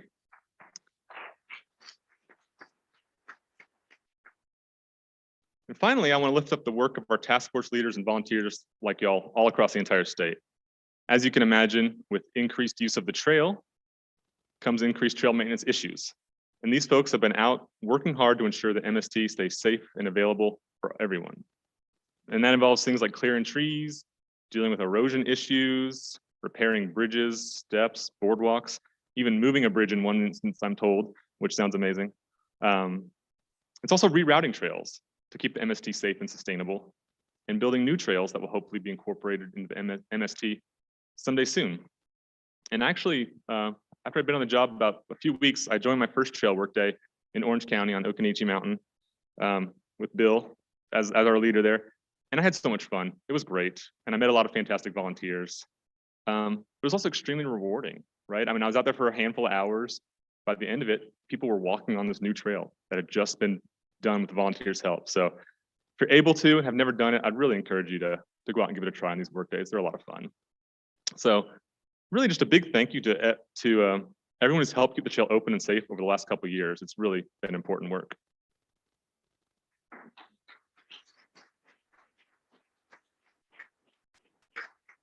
So, of course, I'm thrilled to be here talking about all this great work. Obviously, I wasn't here for any of it, so I can't take any of the credit. But while I'm new to the Friends of the MST, as I've mentioned, I've spent most of my entire career with nonprofit work. And I really know it's the people in this room, the dedicated donors, volunteers, members, hikers, trail enthusiasts, working together with what's an amazingly hardworking staff and a dedicated board that really make an organization successful. And that fits the bill for this group for sure. So really, I'm just lucky to be able to step into such a great organization on such strong and secure footing. And that's thanks to so many people in this room. So really, thank you all for helping get the Friends and the MST to where it is today. So with all that said, I'm not sure I could have joined the organization at a more exciting time. And with your help, I think we'll be able to continue the amazing progress that's been made to date. As has been mentioned, the MST and all state trails in North Carolina received a record investment from the state in last year's budget. Through the Complete the Trails Fund, the 12 official state trails in North Carolina received a little over $29 million total, with around $5 million allocated to the MST. So that money can go for planning, trail construction, and so much more. There's also a pot of money set aside that state trails can access for land acquisition through a competitive application process, which is really exciting. And so this investment is really a transformative opportunity for the MST, and I think we're well positioned to seize the moment. But don't let the Complete the Trails name fool you. At well over 1,000 miles, there's plenty of work left to do on the MST, and we're really going to need your help and continued support to make that happen. So since I started, and before I started even, been working diligently to develop a 5-year plan for this new money and how it fits into the overall vision for the MST. And I think there's just so many exciting opportunities in all parts of the state, really, to put this to use and do some really exciting things. And Ben's going to talk about that here in just a minute. But looking forward, I know I'm really excited about the opportunity to build trail miles in southeastern NC along the Coastal Crescent Route. It's an area of the state with fewer outdoor recreation opportunities, fewer hiking trails than the rest of the state. And I think we're eager and excited to add some MST sections there and connect communities that might not have walking or hiking trails right now. So that's great. We're also looking to fill key gaps in the MST. And one place in particular is at Hanging Rock, where land recently acquired by state parks should allow us to route the MST directly from Hanging Rock State Park into downtown Danbury, bypassing some road section, which is great.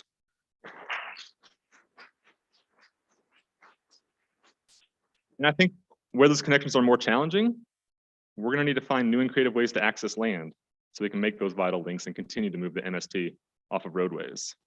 And we also want to help new people find the trail. We've said the growth is great, but we want to continue to promote the trail and hopefully have more people fall in love with it, take ownership it, like so many of us have over the years. And in doing that, we need to make sure the MST is a welcoming place for all people. Whether you grew up loving the outdoors, whether you can go hike 100 miles tomorrow and not even blink twice, or whether you still don't feel that comfortable going for a walk in the woods. We want to make sure the MST and build an MST for all people. So, as we look toward the more immediate future, next year, I'm excited to work with our amazing partners in 2023 to celebrate the Year of the Trail. It's going to be a great opportunity to shout from the rooftops or the mountaintops how North Carolina truly is the great trail state. Now, it's going to be so much fun. And this is our state trail partner coalition group here. We just met at Hall River State Park about a week or so ago to talk all about this, and it's really exciting. And Palmer McIntyre from Piedmont Land Conservancy and the Great Trail State Coalition is going to come up in a few to talk more about that.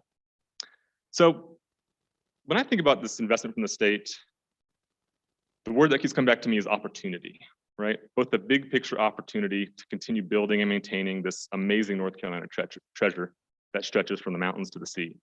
That's great.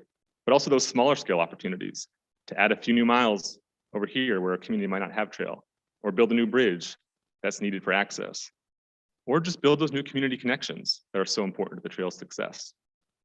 So I always knew the trail was special, right? Spent a lot of time on it, but in my short time here with the Friends of the Mountains to Sea Trail, I've learned so much more about how truly special the MST is. And yes, it's special because you can literally walk from Clingman's Dome to Jockey's Ridge, running through ancient mountains and small Piedmont farms, swamps, small towns, textile villages, and barrier islands.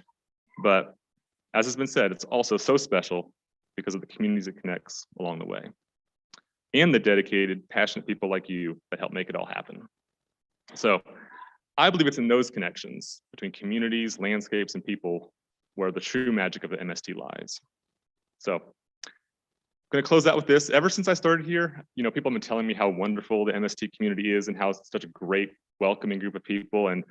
And being here this weekend with all of you, I get it, right? I fully appreciate it. And I'm so delighted to be standing with you today and to join you in building this North Carolina treasure we all love. So once again, I want to thank each and every one of you for your support and enthusiasm for the trail. We've got a lot of work still ahead of us for sure, and we're going to need you with us every step of the way. So thank you so much for being here.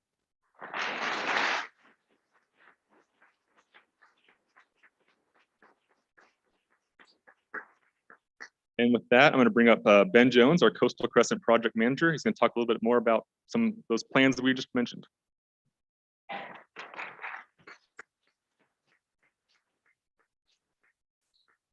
Thank you, Brent. And what a great introduction.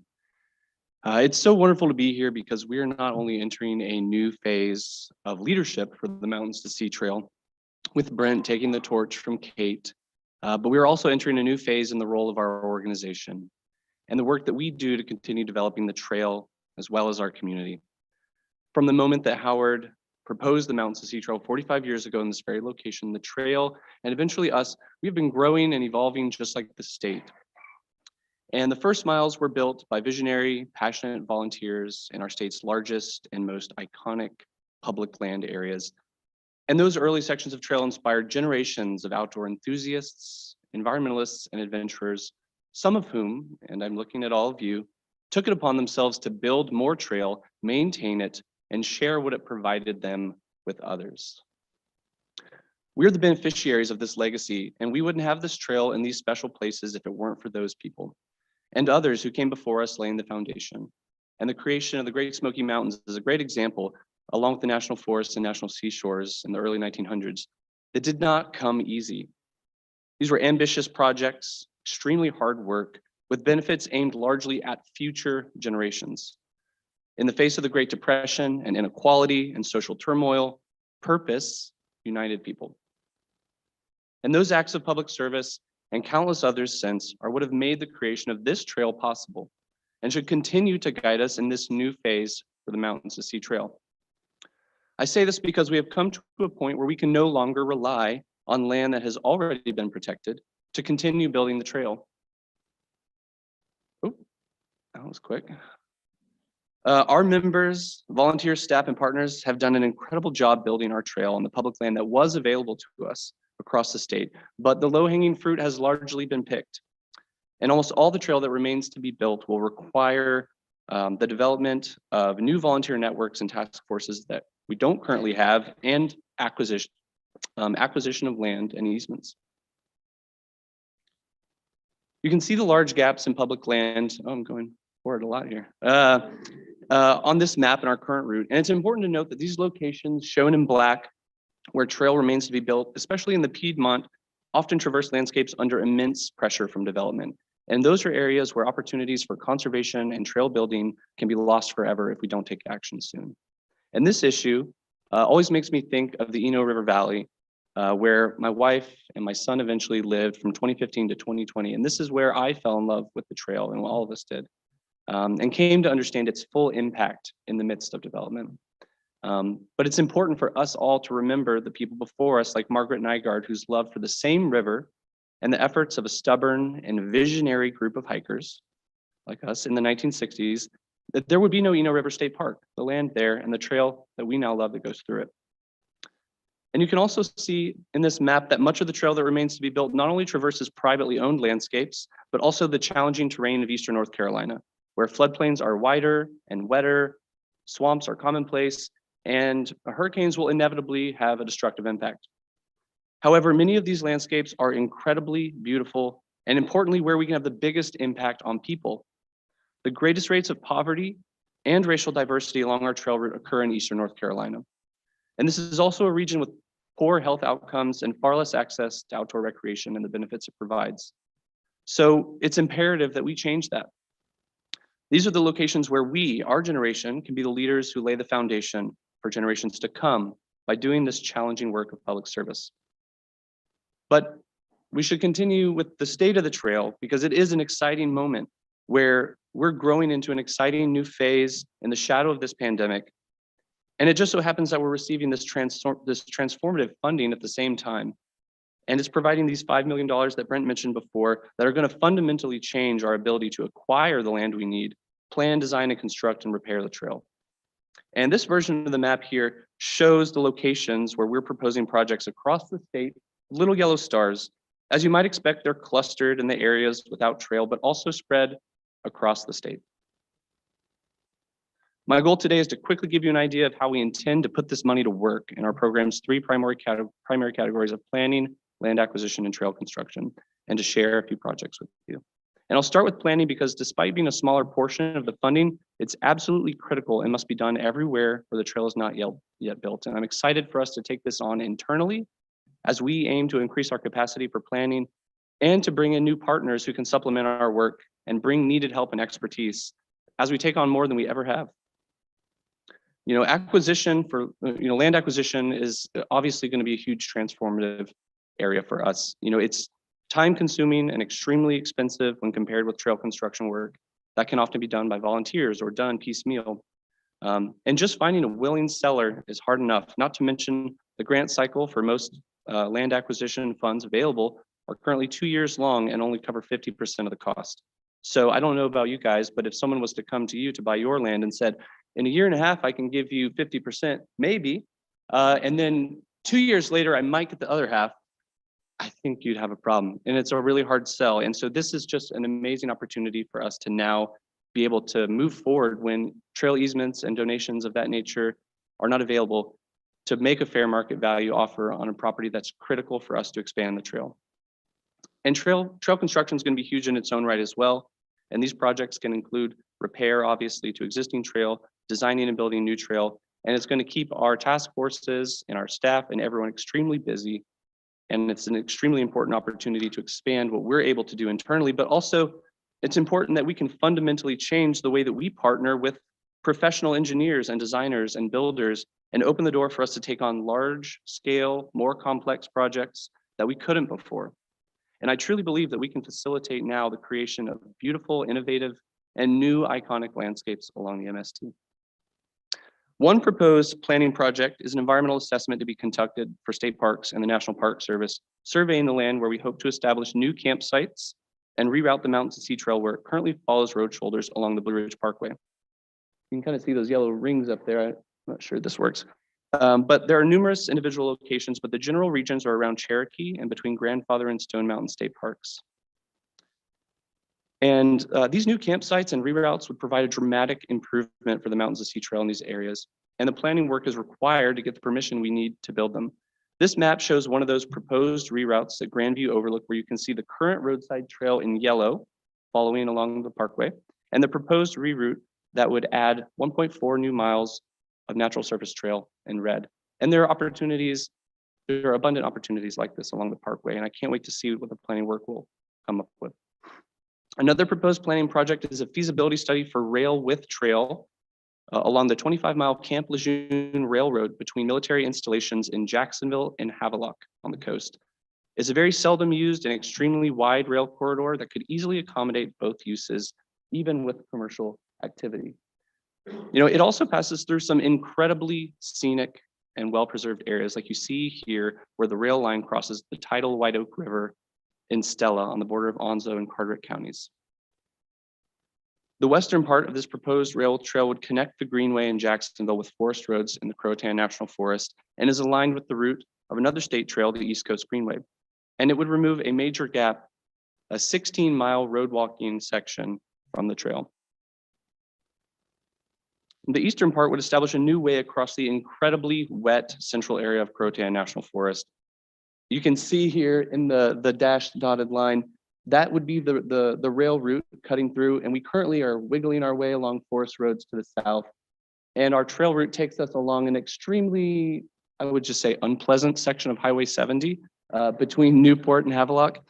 And this would just be a transformative moment for us and could add to what we're already hoping to do, expanding trail in the Croatan National Forest and develop a relationship with the military that I think could have lots of benefits for us and members of the military as well. We've already done a lot of analysis on this particular project, but because it's a federal corridor, we're excited to see how we can bring in more experts to help us plan. So now moving to trail construction, I want to discuss Hanging Rock State Park, as was mentioned before, in Stokes County, where recent land acquisition by state parks has created a fantastic opportunity to build new trail. You know, this rocky, iconic mountain is part of the Saratown Range that's in stark contrast with the landscape around them. You know, this is a mountain oasis separated from the mountains, and this location draws people from far and wide.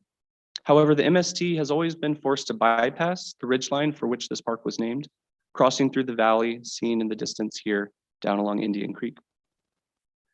But this map shows the current MST route as a black dashed line on roads and a yellow line where trail is currently built over Moore's Knob and along Indian Creek to the north.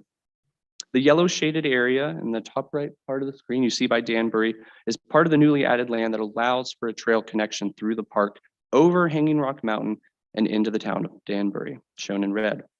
We've already started discussions with our local task force and state parks. And as soon as these new funds are available, we'll be able to get started on what will surely be an incredible new 5-mile section of the MST. And this is just one example of trail construction that we're hoping to take on across the state. Another project we're proposing is at Bushy Lake State Natural Area, moving far to the east, along the border of Cumberland and Bladen counties, where we are aiming to acquire land and build trail. Pointing the wrong way. This photo shows the flat forested wetland watershed flowing out of Bushy Lake in the distance. And this place is an incredible area, rarely seen by anyone but hunters, that perfectly showcases the richness of the Carolina Bay landscape. It is constantly switching from saturated Pocosin wetland to desert-like sandhill scrub as you just traverse an incredibly diverse landscape. And Bushy Lake State Natural Area, it was created in 1977 as a black bear sanctuary, and it shares a border with Suggs Mill Pond State Game Land, where we currently have a little over 4 miles of trail shown here in yellow.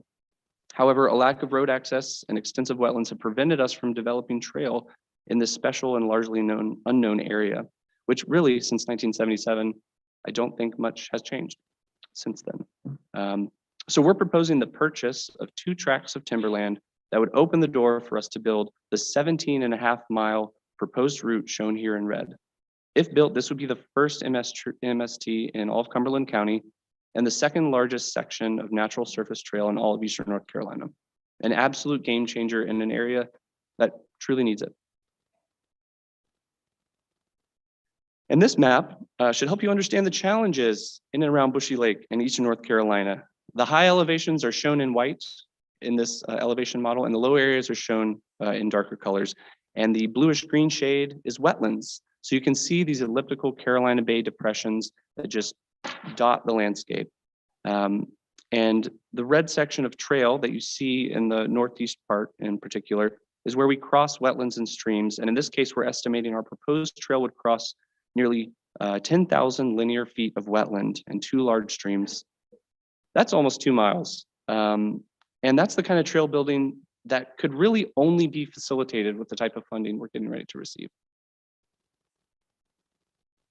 And lastly, I want to discuss an exciting land acquisition opportunity at the North River Wetlands Preserve in Carteret County. This is a view looking north at the Coastal Federation's North River Wetlands Preserve as it snakes along the eastern shore of this massive tidal brackish river. Some of us were fortunate enough to visit the preserve during the Federation's annual clam bake celebration in December. So we got to stuff ourselves and walk around and see the preserve and see how it's filtering and cleaning water from the massive farm installations beside it. Again, this map shows our current route on roads as a dashed black line, part of the road walking gauntlet from Croatan National Forest to the Cedar Island Ferry. Despite interest from the Coastal Federation, we haven't yet been able to connect, though, to their trail network, basically because there isn't access from the west side of the river. There had been consideration of river crossings shown here as yellow dashed lines, but that is a serious challenge. So we proposed a large land acquisition to the north that would allow us to create the 11-mile route shown in red, bypassing the river. By acquiring land, essentially, well, I'll let the wetland map speak for itself. You can see that by using existing forest roads on that acquired land to the north, we would eliminate the need for boardwalk and bridge structures across this harsh and highly exposed area. In fact, we believe structures crossing the over a mile of wetland and open water would cost just as much as a large land acquisition and be a far more fragile and a worse investment. So we're blessed in this location to have a willing seller, which is never a given and is often hard to find, and a willing recipient in the Coastal Federation. And we're excited to showcase the impact our trail can have through these funds and acquisitions like this. Now, that's just a sample of some of the projects we hope to take on with this new funding, and there's definitely enough work to spend these funds many times over. But I would want to end with a smaller project happening right now that I think is a perfect example of us growing into this new phase. I have so enjoyed working in the small Eastern North Carolina town of Roseboro. We talk about it a lot, I know. Shown here, where trails and hiking is a foreign concept to most, where we are taking on something new and different, transforming an abandoned rail bed in their downtown with brick pavers to create something more than just a trail, but a gathering space and a source of civic pride where it is needed. It's been challenging, but also empowering and inspiring. We can do anything we set our minds to and have an incredible purpose with this trail that people gravitate to. As we went from excavation to gravel compacting to brick laying,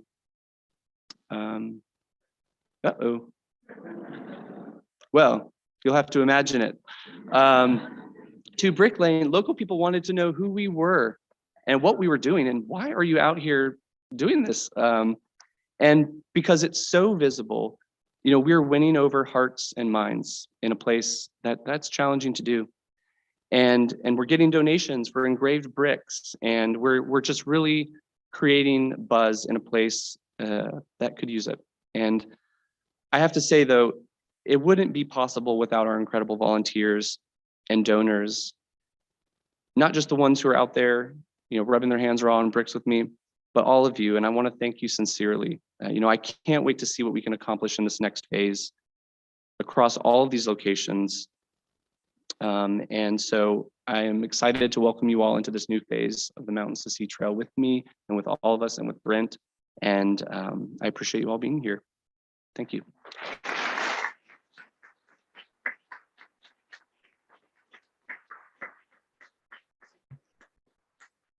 And now we get to welcome John Landon with the financial report.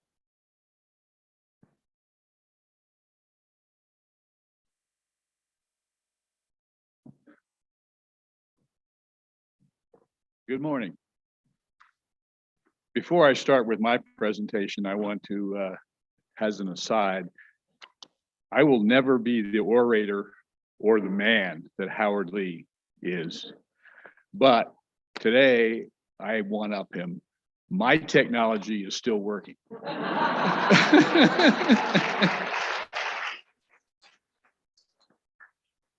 You all owe a great deal of thanks to Betsy Brown. This treasurer's report, this section, has the potential for being the driest part of the presentation today. So you all have to thank Betsy because she told me I can take no more than 5 minutes. So we called this before I knew I only had 5 minutes, the treasurer's report. For 5 minutes, it's not exactly a report. I tried to say maybe we should call it the treasurer's summary, but 5 minutes is not enough time even for a summary. So I finally, the best I can come up with is this is the treasurer's wave. Hey. I will emphasize though that my contact information and Brent's contact information is on our website. So if anybody wants to be bored, contact us and we can give you a lot more detail. We don't want to hide anything. We go to the next slide, the statement of activity for 2021. Everything is positive. I have no negative news to give you. You can see here that our income for 2021, $770,000, was a 70% increase over the year before. So we've had support that has increased by 70%. That's allowed us on a cash basis to spend more on staffing, to spend more on outreach efforts, and to spend more on trail maintenance and trail materials. We go to the next one slide for my pie chart. I like pie charts. Our sources of income here, we have support from corporations of about 8%, and that's actually an anomaly just from the timing of the way the monies have worked. Our support from corporations is much more than 8%, but then for this year, it was 8%. We have about 30% of grants from foundations and government grants. But the most important part is the blue. You provide more than half of the cash that we work with. So this is, again, your organization. We then go to the next slide, which is my favorite. This takes into account both the cash donations that we get and the value of the volunteer labor that you have provided. So this really shows the essence of what we are as an organization. We are you. You are providing 80% of the services and the money for us to operate and to work on the trail.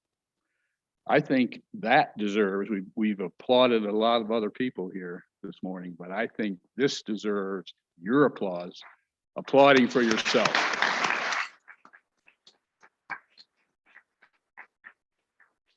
We are a true grassroots organization. You are the ones that are driving what's being done. If we go to the next slide, beat me to it. This has allowed us to establish year by year an increasingly strong balance sheet. We now have close to $1 million of assets, most of which are liquid enough so that they're ready and available for us to use to work on the trail. In presenting such a positive report, the risk is that one or two of you might be saying, we have so much money, we're in such good shape. Why should we keep donating? Why should we keep giving? If you think that, you not have to look at the dynamics. You have to look at what a dynamic organization we are. We have hundreds of miles of trail still to be built, still to be located. We have hundreds of miles of trail that has already been built but needs to be maintained. So that's the dynamics of what we are and what we are doing requires this money and a lot more. Just to emphasize that, as we look at that, we have the $1 million of assets somewhere in my notes that we have on hand. You've heard about the $5 million that we are getting from the General Assembly to spend on the Mountains to Sea Trail. But your board, your staff has already spent that money. We have identifiable projects, $700,000 for trail planning, almost $3.5 million for land right acquisition, trail right acquisition, more than $3.5 million of identifiable projects for trail construction.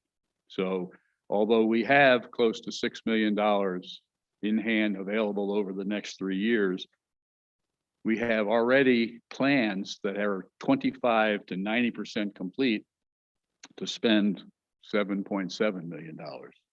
And that is without looking at some of the spaces we have in the trail across the state that we have not started doing any detailed planning on.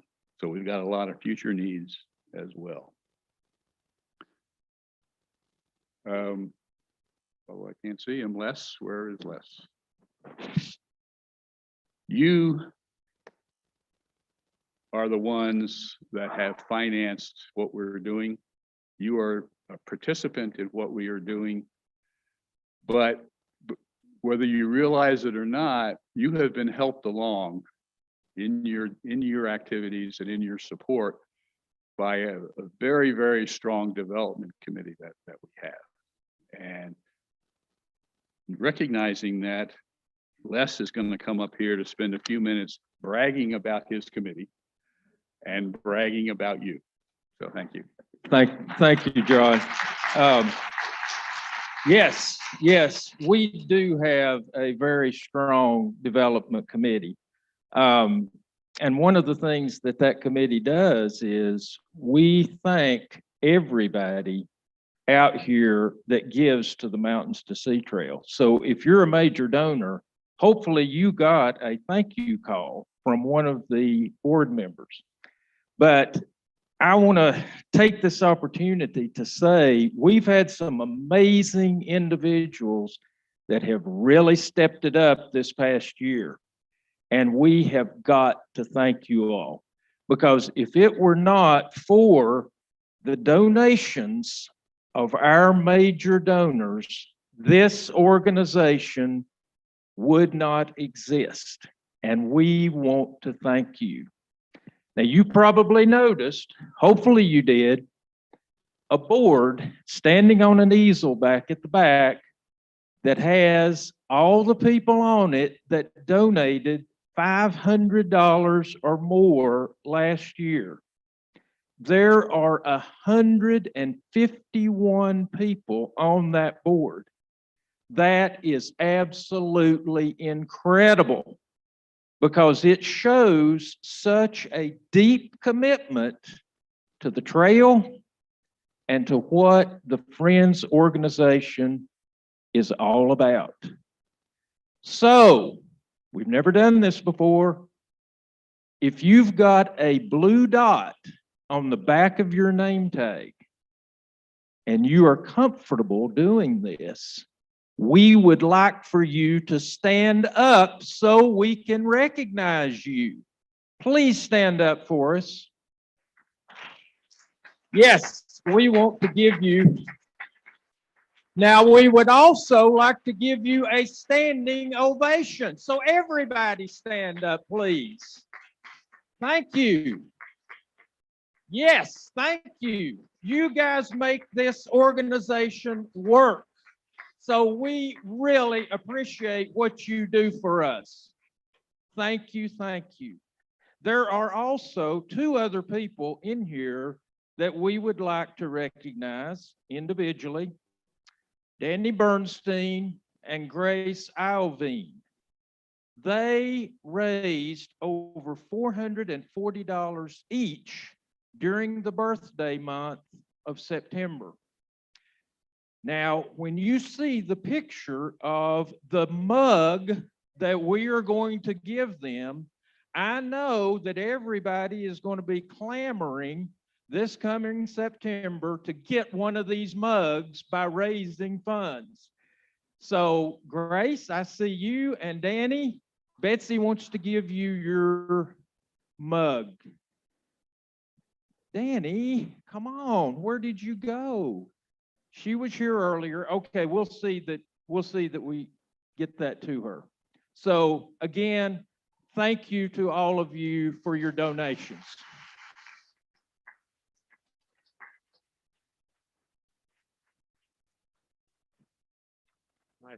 Thank you, John and Les. That was great. And again, thank you for all of your financial support that helps keep our organization going. Next up, we're going to hear from two of our board members, Jerry Barker and Beverly Scarlett, about our work around justice, equity, diversity, and inclusion on the trail, which we sometimes refer to as JEDI. So if you hear that term, we're not talking about Star Wars. But that work is all about making sure that MST is a welcoming place for everyone. So thank you. Thank you, Brent. If, I don't know, a lot of y'all are probably like me, you got those numb fannies and they say your brain can't absorb when your fanny is numb. So I can talk while y'all stand up, and I mean, I'm happy for you to stand up if you want to. Smack your stuff, whatever you need to do to be able to listen to my 4-minute talk, and I'm going to quit in 4 minutes. Time me. I do want to share why I believe it is important that the MST support justice, equity, diversity, and inclusion. It's important work, and I'm glad to be a part of that team. As you can tell, I'm an old white man. I grew up in a small, rural, southern town, Southern Virginia, textile, tobacco-oriented town. It was a racist town. I went to a segregated high school, graduated from a segregated high school, never attended school with a black person or an Indian in my schools that I know of. And I'm sure that there's others of you here that experienced that.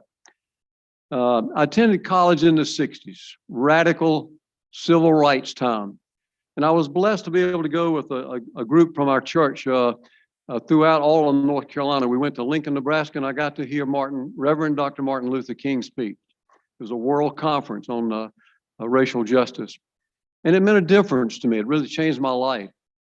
And then I got my first, I was in graduate school at Auburn, and I got a chance to go hear Governor George Wallace.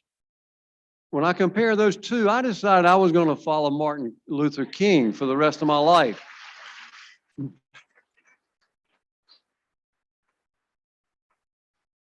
My faith teaches me that I'm to love my neighbor and that everybody is my neighbor. And most faiths around the world teach that. And I believe that is really important. I'm so proud of the decisions that the board has made to support the JEDI decisions, actions.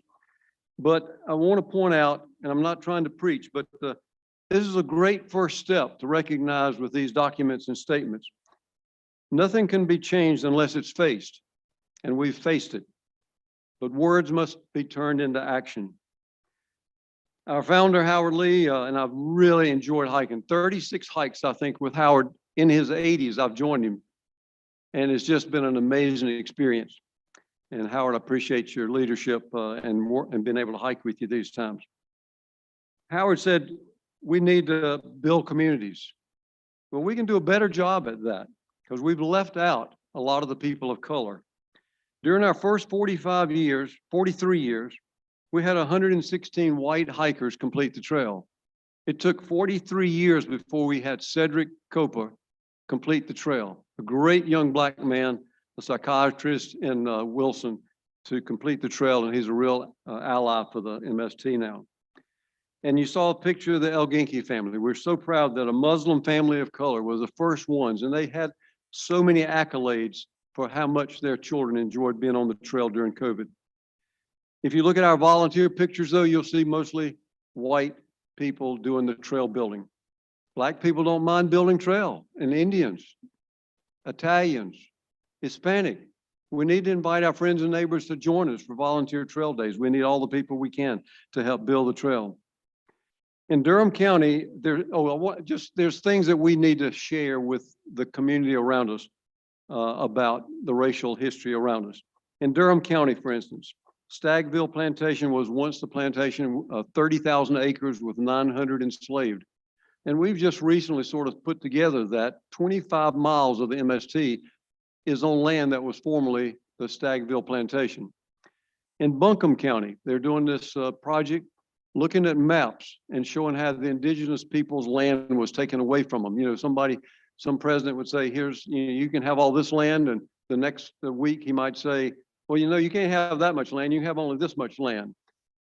And the Cherokee have just lost so much of their land. And we're walking on that land. We walk on a lot of indigenous land. North Carolina is rich in Native American history. I love this story about working together. And some of you may even be involved in it. The Craggy National Scenic Area is being proposed. It's near Mount Mitchell. It's a great, beautiful part of the Mountain to Sea Trail along the Craggy area. But they describe it, quote, saving the beautiful forest and views brought together old men, new age millennials, people of color, hunters, tree huggers. And I thought, what a description of inclusion. They were working for the common good, not looking at their differences. You can be a hunter and work with a person who's against hunting. You can be a forester who thinks we've got to cut trees, but you can be a tree hugger and say, no, we shouldn't cut trees. But if you're trying to protect 38,000 acres, I think, they learn to work together to try to protect that. And that's what we've got to do to continue building the Mountain to Sea Trail. I think my 4 minutes is probably over. I'm going to conclude with this. If we want more hikers, right now we're in one sense eliminating 3.5 million people in North Carolina. We have 22% of our population are African American and their median age is 35. We need more of those people here, working, hiking, contributing, being trail angels. 11% are Hispanic, 2% are Native Americans. We've got 3.5 million people. If we were a for-profit organization, we wouldn't dare turn away 3.5 million people from our business. So we got 3.5 million people we need to get out and start inviting. And I'm so glad, as I introduce my friend, my new friend and board member, Beverly Scarlett, to talk about another aspect of the JEDI program. Thank you so much.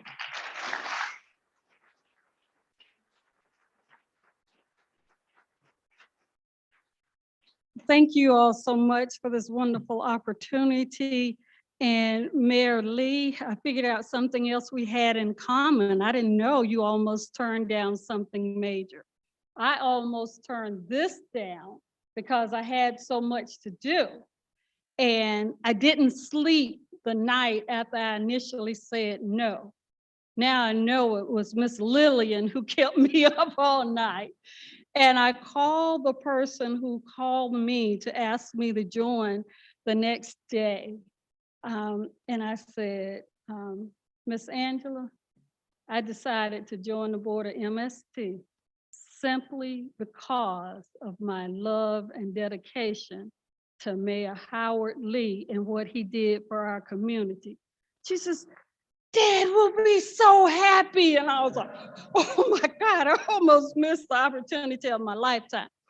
But what MST has allowed me to do is to work on the JEDI subcommittee. And in doing so, to try to increase diversity. We need that. You may wonder who I am. I'm not just Beverly Scarlett. I am the descending child of some of the very first enslaved people in North Carolina, from Bertie County coming on over to Orange County. My great-grandfather's land that he was gifted when he was freed, MST goes along that land. My daughter, who surprised me with a visit here, is in the audience, and she grew up on the boundary of that land, still a part of the gift, but not in the River State Park, the part that we still own. That land is on the southwestern part of the Eno River. I'm fortunate that on the northeastern portion of the Eno River is where my mother's family is from. Native American descent, actually triracial, maroons, mulattoes, a lot of different names that they give us, a mixed race community, trying to hold it together, live and survive. Only a few miles away from Stagville, 1 mile away from Hardscrabble Plantation, along St. Mary's Road, which is a part of the old Native American trading path that would take you from Petersburg, Virginia, all the way to Augusta, Georgia. So it's a lot of traffic, Indians, settlers, and slaves, all right here. You may say, why is this important? It's important for you to know all of this background because MST transversed this land that others cultivated, worked, inhabited, and you don't hear those stories. Most importantly, you don't see their descendants. But today you get to see some because I have with me my Girl Trek friends. Will you all please stand? Girl Trek. We have one, yes. We're an organization of Black women who hike for the health benefit, for the camaraderie. You have with you descendants of Levi Christmas Scarlett, that enslaved person that inherited 150 acres of land along the Eno River. So my sisters, Yolanda and Jackie, will you stand? They're here.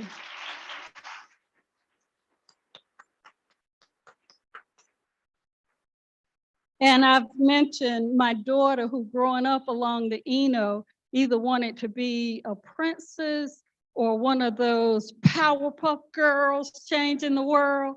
She's here. She always says, Mom, that's your thing, but she came out. Paige, would you please stand?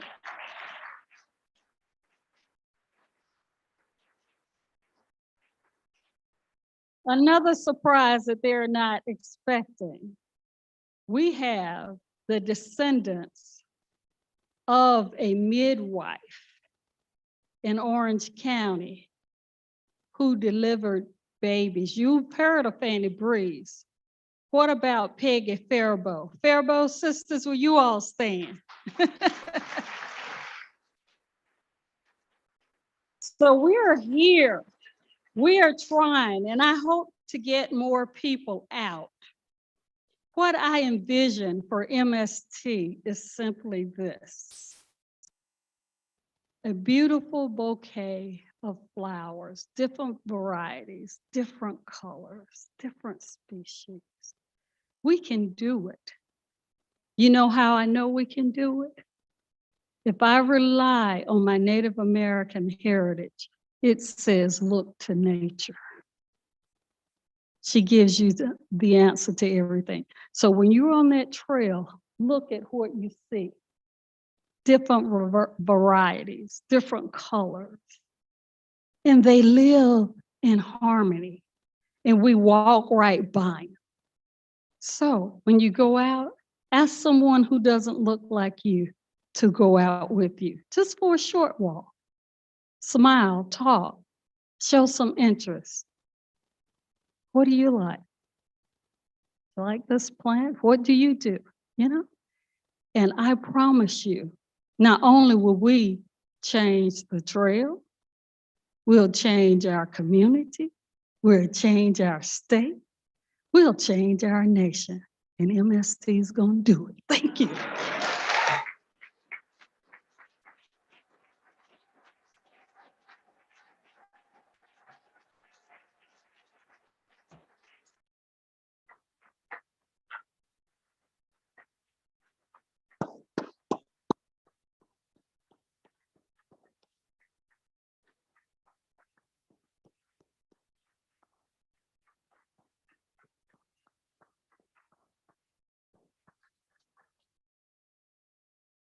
Thank you, Beverly and Jerry, and really thanks so much for all your hard work on the board and on the trail on this important issue. We really appreciate it. Now we'd like to bring up Palmer McIntyre, one of our amazing coalition partners with the Piedmont Land Conservancy and coordinator of the Great Trail State Coalition, who's going to talk to us for a few minutes about 2023 and the year of the trail.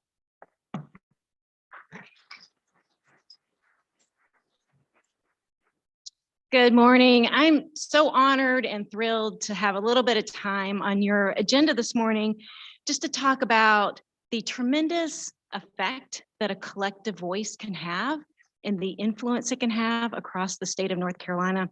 So I'm going to be talking about the Great Trails State Coalition and Year of the Trail. And like so many things in this room, this effort really traces back to the leadership of Kate Dixon, who really 2 years ago, she started gathering trail organizations together and started these conversations. And so it's with tremendous gratitude that we are where we are today due to her leadership and her really early efforts and all that. So a lot of what I'm going to talk about, some of it was mentioned earlier in the program yesterday and today, but as members of Friends of the Mountains of Sea Trail, all of y'all are participating in this statewide effort, and it's pretty amazing what can be accomplished. See if I can get the slides to work. All right, what's the trick here, Jen? There we go. All right, the North Carolina. Oh, I went too fast. Wait a second. I'm seeing something different up there. Ah, gotcha. Okay. All right, we're in the right place. The Great Trails State Coalition. Well, North Carolina is the Great Trails State, y'all. We used to be known as the Good Road State, but we're really the Great Trails State. And the Great Trails State Coalition is all about representing all kinds of trails, all kinds of muscle-powered trails, hiking, biking, walking, running, equestrian, paddle, paved and unpaved. So it's all types of trails, all 100 counties, and we work very closely with all of our state agency partners, including state parks, including DOT, Visit NC, and the Office of Outdoor Recreation Industry. There we go. I don't know, Jim, you want to be my slide changer? All right, so trails in North Carolina, we have a tremendous network of trails. Of course, the Mountains to Sea Trail is the backbone, but there are a lot of trails in North Carolina. National trails, we have 12 authorized state trails. There are hundreds of miles of trails in our state parks, national forests. This list does not even include all the trails, local trails and municipalities all across our state. We don't have a full database of all those trails yet, but we're going to work on that. But we have a lot of amazing trails in North Carolina to celebrate. So the coalition, we are representative of trail organizations all across the state. Right now we have about 30 who have joined in. These are organizations that are national organizations like Rails to Trails, the Conservation Fund. We have statewide organizations like y'all, Friends of Mountains to Sea Trail, the NC Horse Council. We have itty bitty organizations like Friends of Valdez Rec. So there is a lot of tremendous support for trails across the state of North Carolina. And I want to say I work with Piedmont Land Conservancy. That's my day job, part-time day job. And our mission is to preserve land. But in the words of Louise Chatfield, who we heard earlier, you have to know something to love it. You have to love it to protect it. And part of our mission is connecting people to nature. And the only way we can do that is through trails. That is the way. And why does the coalition want to raise the profile of trails? Well, y'all know this, but these are the dots we are trying to connect for our elected leaders. It's all about the health. It's about economy as well. It's help boosting tourism, local communities. I mean, I know there's friends here from the Elkin Valley Trails Association, where Elkin has really reinvented itself as a trail town after a dying manufacturing economy. It's about environment and it's about community. So all these things are our reasons why that we're connecting the dots for. So our coalition officially organized a little over a year ago under the name of the Great Trails State Coalition, went to the General Assembly last year. We were very fortunate to have a donor from your organization who really appreciated the power of advocacy. And we were able to hire a lobbyist. And we went to the General Assembly with a couple of goals. The main goal is sustained state funding for trails, because there historically has been very little. And the other was to get 2023 designated as Year of the Trail, because that's part of our strategy, to raise the profile of trails among elected officials so that then they'll want to invest in trails. So we came out of the long session with great success. We did get 2023 designated as Year of the Trail. It was unanimous across the House and Senate, which is incredible in this day and time. Yep. And then we also got tremendous budget funding that has been mentioned many, many times already with the Complete the Trails Fund. But we have work to do. Here's a slide here showing the Complete the Trails Fund is for the 12 authorized state trails. You can see the map here. Of course, the MST is the backbone to all that, but then there's a lot of other trails crisscrossing and filling in other areas of our state. So this tremendous investment will help make a lot of progress on all of these state trails.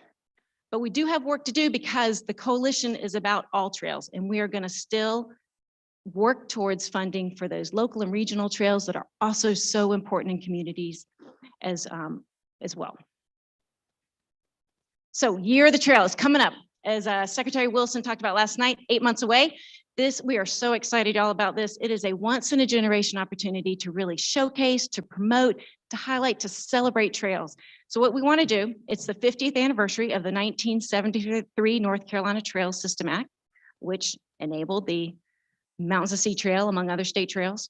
We want to engage with the public. We want to inspire people to connect with trails, inspire new people to connect with trails with a focus on diversity and inclusion. We're going to have a big PR campaign. We are going to be working with PBS&C to deliver some original content about trails. We want people to discover trails in their backyards. We're not going to send them all to the same old trails. We want people to discover trails and appreciate those health benefits from all across the state. We also want to help our elected leaders really appreciate the benefits of trails in their community so that they recognize trails is a vital part of community infrastructure, not just icing on the cake with leftover funding. It's really something that needs to be part of those capital improvement plans in local communities. It's part of the community. We'll be speaking at conferences all across the state to promote this. North Carolina State Parks has already designated trails as their interpretive theme next year. So there's going to be a lot of programming coming out of state parks. We're going to have trail events in all 100 counties. And we are looking to do all this through corporate sponsorships. So with these toolkits, we really believe this is going to be a great asset for local communities. We already got funding for this through a grant. So these are going to be basically digital toolkits with all the tools, ideas, suggestions for local communities across the state to develop and plan and execute Year of the Trail events. And they'll have a local flavor. And we hope these toolkits will be a lasting asset for communities. So Heather, you'll be getting one of these toolkits from Marion. We'll be sharing with every community across the state. And so we hope that you all, as members of Friends of the Mountains Sea Trail, you can be thinking about ways to engage in your local communities to celebrate trails. Also, if you have any connections to potential corporate sponsors for Year of the Trail, it's a one-time ask for corporations that have a statewide footprint that are interested in just having a lot of visibility through this really tremendous project we're going to have. So get excited. It's coming. Last slide, Jim, and then I'll be done. We just hope that y'all will help us, join us celebrating next year, 2023 is North Carolina Year of the Trail, and show everyone why North Carolina is the great trail state. Thank you.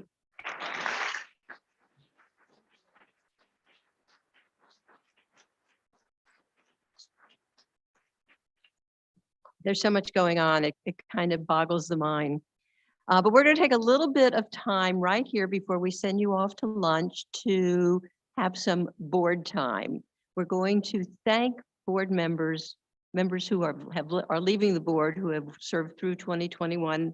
And I'm going to ask them to come to the stage. Millie Chalk, Mark Roston, and Greg Yon. And unfortunately, Chris Grams is not with us today. So as you make your way up to the stage, can all three of you, I hope you're here, make your way up to the stage. And Bill Blackley.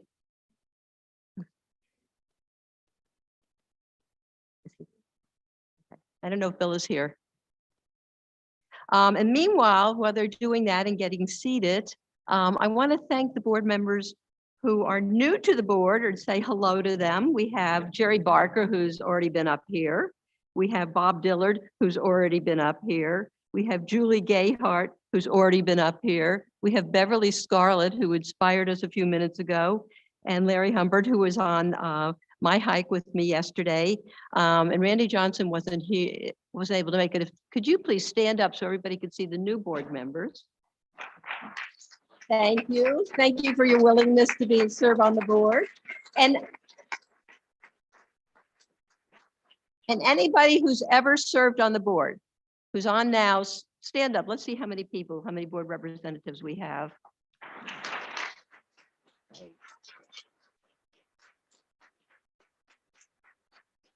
So now we have some thank yous, one at a time. I'm going to start over here with my buddy, Millie Chalk. Millie, she's my touch base. We have spent a lot of time on the phone. When I was treasurer, she was president. She served as president of the board. We both served on the search committee, who we were so fortunate led us to finding Brent. And she's just been a wonderful board member. She says, I don't know why I'm here. I'm not a hiker, but I have cute shoes. She has cute shoes. But anyhow, Millie, thank you so much for your service. And you get this. We're going to read this to you. Thanks to Millie Chalk For her board service, 2018 to 2021, her steady leadership during a tough year, and a passion for the Coastal Crescent forged many strong bonds to advance the MST and Friends from Friends of the Mountains to Sea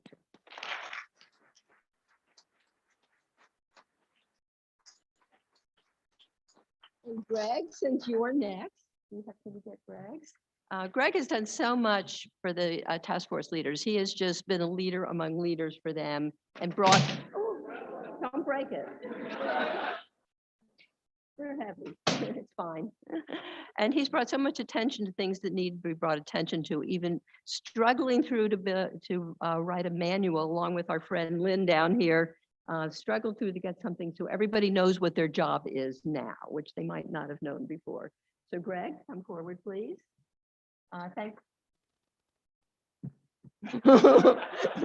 Thanks to Greg Yon for his board service, 2018 to 2021. His commitment to trail building and his supporting volunteers greatly advanced the MST and Friends. Thank you, Greg.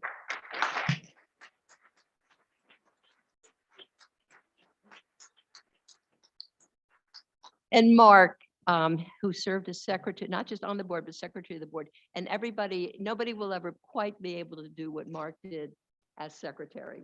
We always knew exactly what happened in every meeting, no hiding anything when Mark was there to take notes. Thanks to Mark Roston, 2019 to 2021. His passion for long distance trails and perfect documentation of meetings greatly advanced the MST and Friends. Thank you so much, Mark. And now I'm going to read Chris's. You didn't bring just. Oh, okay. So excuse me, and Bill Blackley's here, and Bill didn't join us. I just want to say something about Chris. He also served as secretary, and he did something other wonderful for us. He suggested that we look and interview Elizabeth Hips to join our staff. And I don't know how, I hope all of you have met Elizabeth. She is kind of in the back room doing so many things that wouldn't make, our lives wouldn't be possible without her. So thanks to Chris for bringing Elizabeth to us.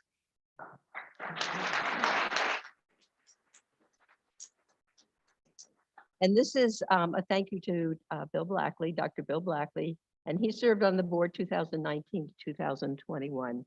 His neighborly approach to building trails and communities greatly advanced the MST and Friends.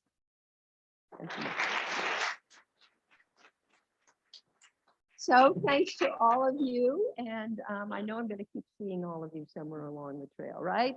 Right. Thank you. And now I'm going to turn it over to Betsy, who has logistics about lunch and what we're going to be doing after lunch. Thank you. I'm really happy to see so many of you here in public. It has just been great to have a gathering again. And thank you for your patience and kindness as we've tried to pull off this event. And right now, I bet we're all excited for lunch. We're gonna eat down in York Dining Hall where we had breakfast and our dinner last night.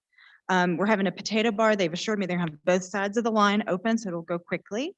All sorts of other things for lunch. We'll be starting back in here at 1:15, so that should give you plenty of time. And we do have those cowbells on hand again to ring around 1 to start ushering you back. The merch table will be open some of the time during lunch. Elizabeth needs to eat. So if you come up and she's not here, she's probably eating, or you can let her cut to the front of the line so she can come back and help you.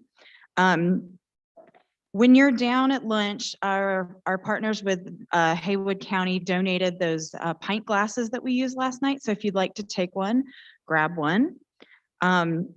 If you're a volunteer and you haven't picked up your 75-hour plus award, they're also back at the merch table.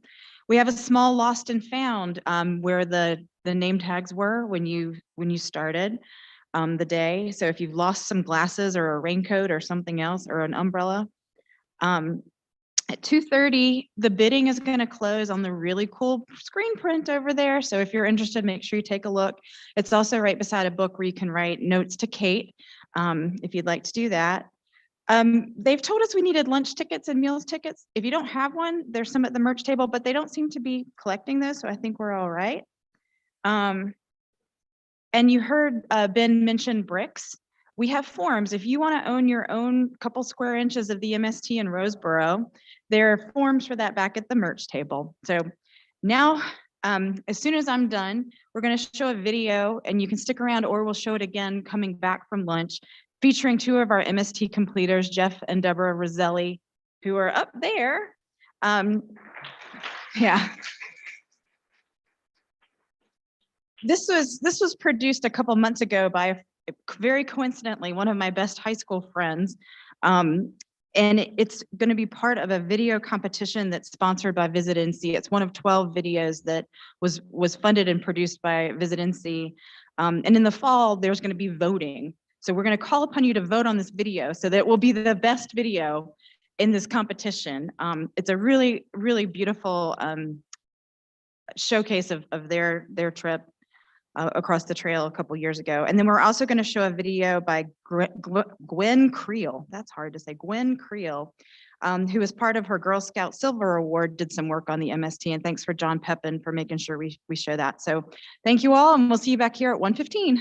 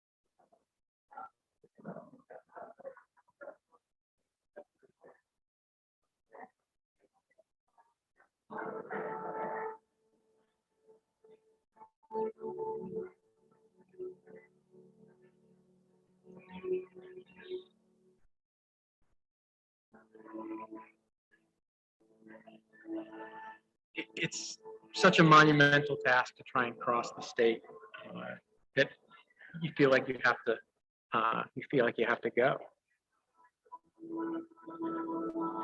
The Mountains to Sea Trail starts in the mountains and transitions through other ecosystems, through the Piedmont, into the coastal plain and the beaches of North Carolina, and that variety, it's what made it so interesting for us. When we were on the trail, it felt like we were constantly moving, and we decided we needed to slow down and really enjoy the experience. We were out there in nature, seeing some of the most amazing things we're ever going to see in our lives, and it was important to cherish those moments and stop and take advantage of the trip. I'm Jeff Roselli.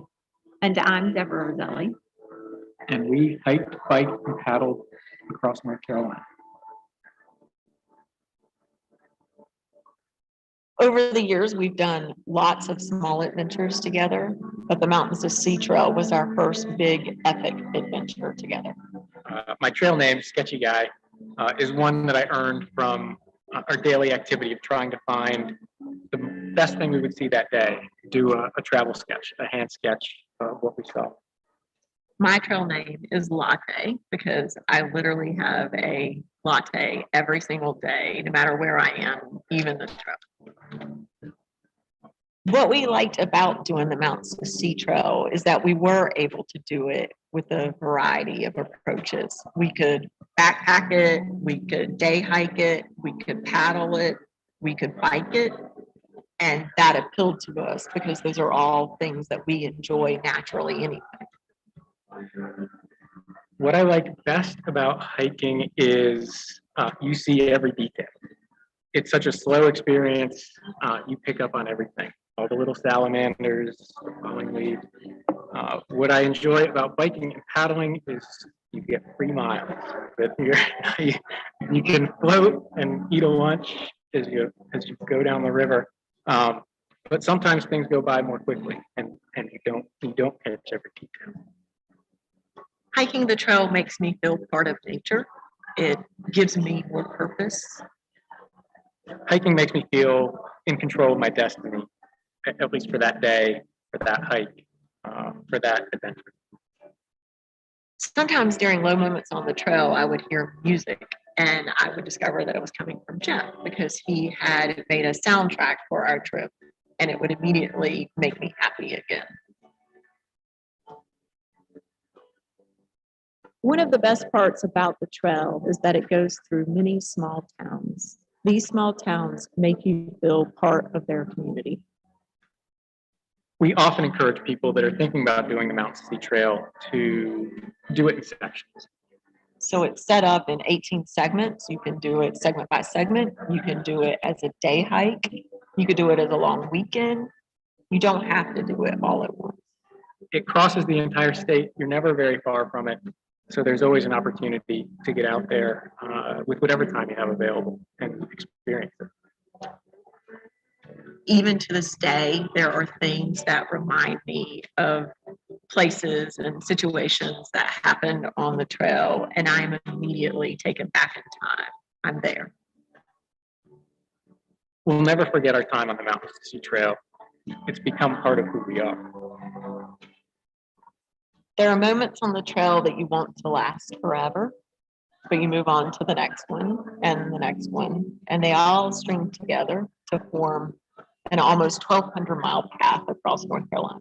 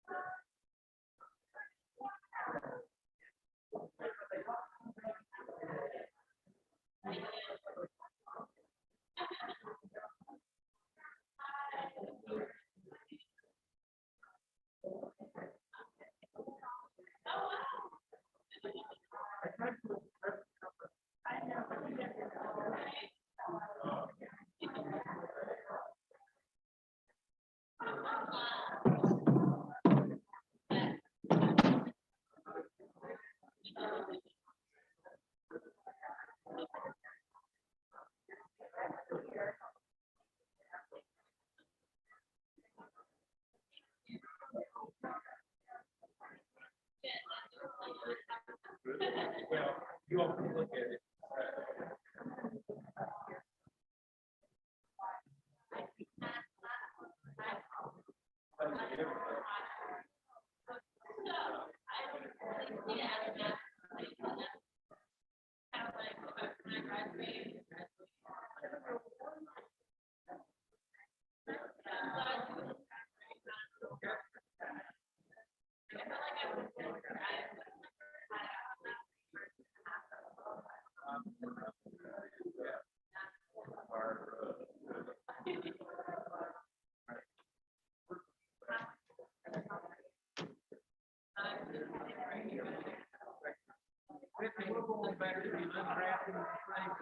I'll leave the graphic in that room. Yeah, absolutely.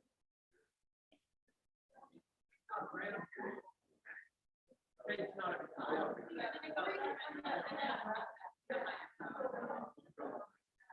Okay, she's already got it. I'll leave that graphic in that room.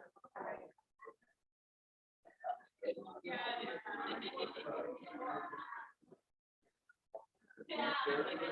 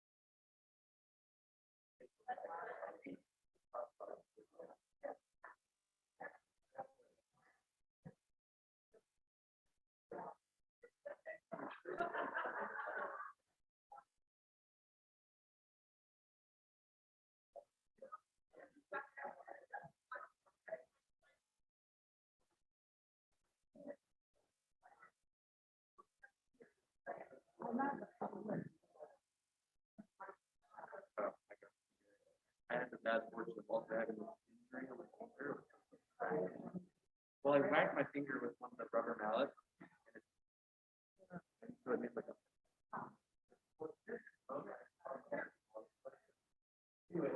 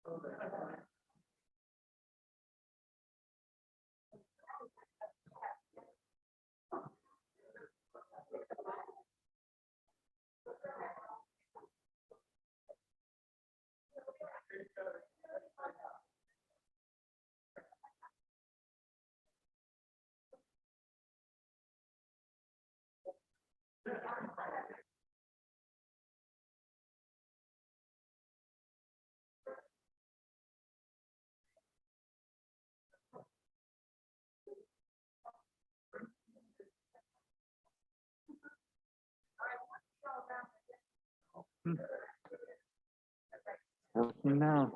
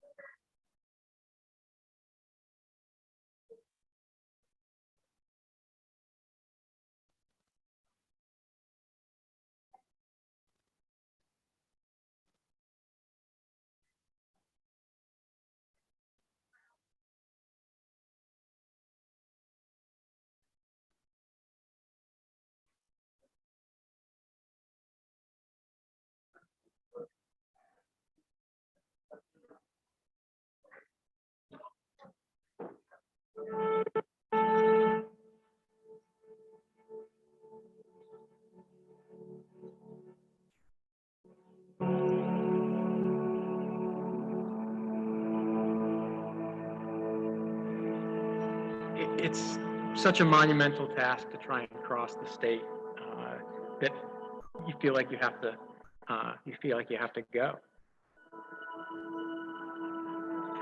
The Mountains to Sea Trail starts in the mountains and transitions through other ecosystems, through the Piedmont, into the coastal plain and the beaches of North Carolina, and that variety, it's what made it so interesting for us. When we were on the trail, it felt like we were constantly moving, and we decided we needed to slow down and really enjoy the experience. We were out there in nature, seeing some of the most amazing things we're ever going to see in our lives, and it was important to cherish those moments and stop and take advantage of the trip. I'm Jeff Roselli. And I'm Deborah Roselli. And we hiked, biked, and paddled across North Carolina. Over the years, we've done lots of small adventures together, but the Mountains to Sea Trail was our first big epic adventure together. My trail name, Sketchy Guy, is one that I earned from our daily activity of trying to find the best thing we would see that day and do a travel sketch, a hand sketch of what we saw. My trail name is Latte because I literally have a latte every single day, no matter where I am, even the trail. What we liked about doing the Mountains to Sea Trail is that we were able to do it with a variety of approaches. We could backpack it, we could day hike it, we could paddle it, we could bike it, and that appealed to us because those are all things that we enjoy naturally anyway. What I like best about hiking is you see every detail. It's such a slow experience. You pick up on everything, all the little salamanders, the falling leaves. What I enjoy about biking and paddling is you get free miles. That you can float and eat a lunch as you go down the river. But sometimes things go by more quickly, and you don't catch every detail. Hiking the trail makes me feel part of nature. It gives me more purpose. Hiking makes me feel in control of my destiny, at least for that day, for that hike, for that adventure. Sometimes during low moments on the trail, I would hear music and I would discover that it was coming from Jeff because he had made a soundtrack for our trip and it would immediately make me happy again.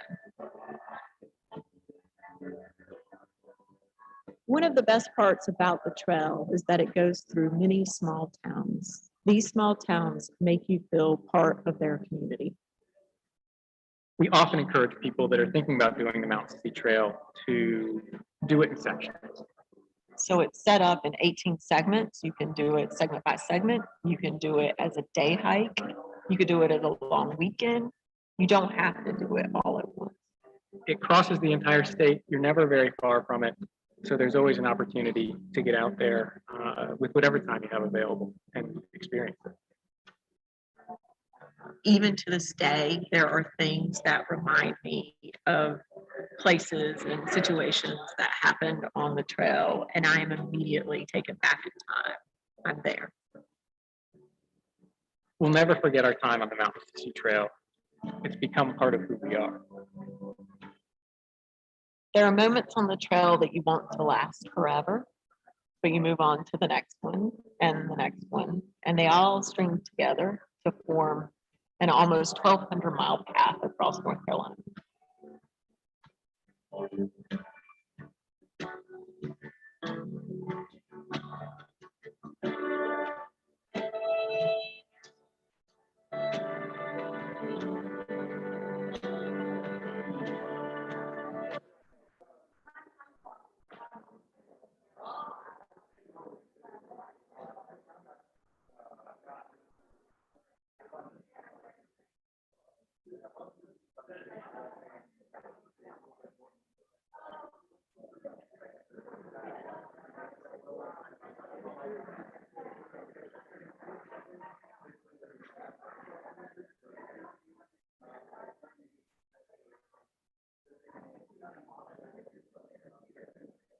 Hi, my name is Glenn, and this is Blazing 101 for my Girl Scout Silver.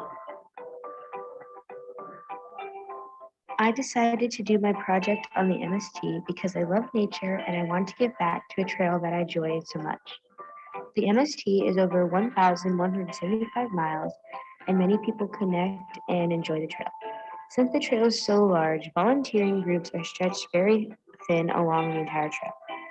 It's not just blazing that can help the trail, but volunteering and spreading awareness can help keep our state parks safe and clean. If you're interested in blazing or volunteer work, you can contact the section managers on the website for the Friends of the MST, and I will link a QR code to that website at the end of the video.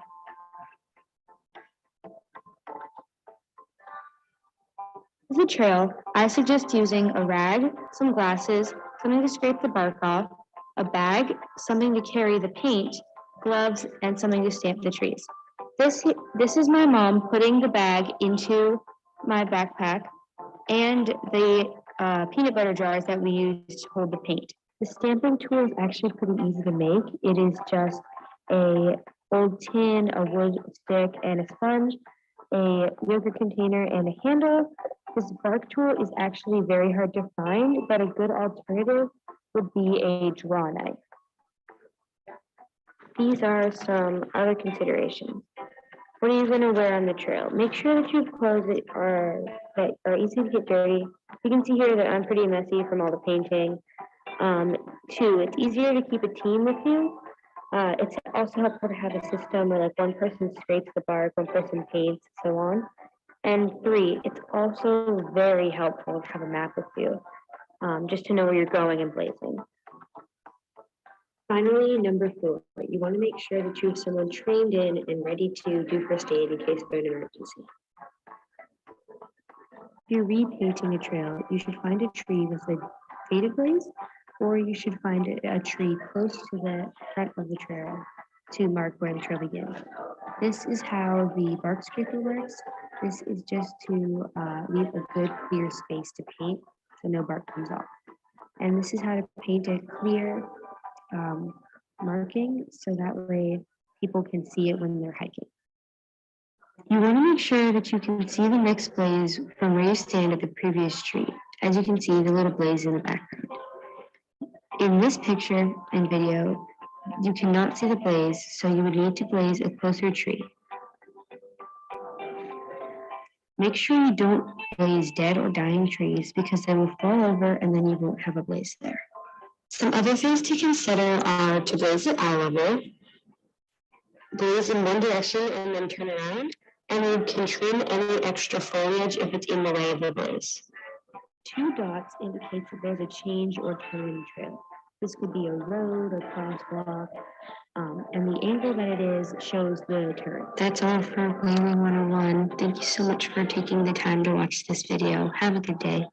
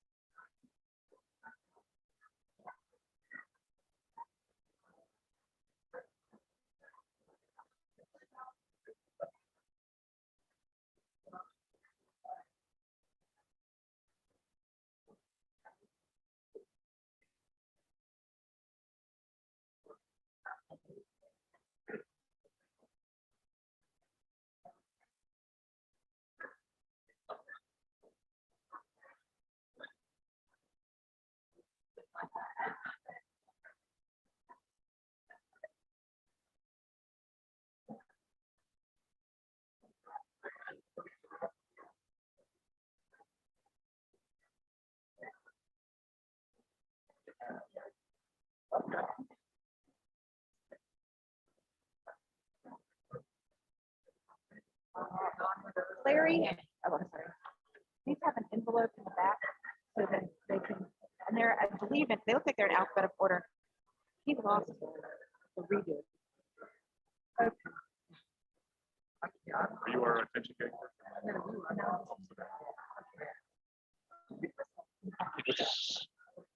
All right, y'all, we're gonna come back together.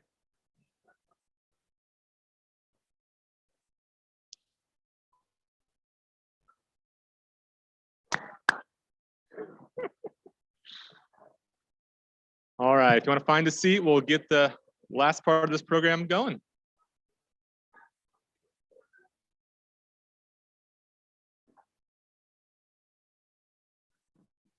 All right, well, welcome back. Hope everybody enjoyed their lunch. We're about to hit the home stretch of the program, so I know folks get a little tired after lunch and a big potato and all that stuff, but Betsy told me this next part of the program is the fun part. So I guess that's very exciting. So we're about to the part where we're talking about celebrating the trail.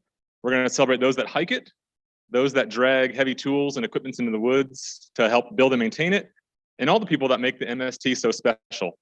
So to help honor those intrepid hikers who have completed the entire MST, those that have tackled the 40 hike challenge, we're going to bring up board members Susan Hester and Larry Humbert.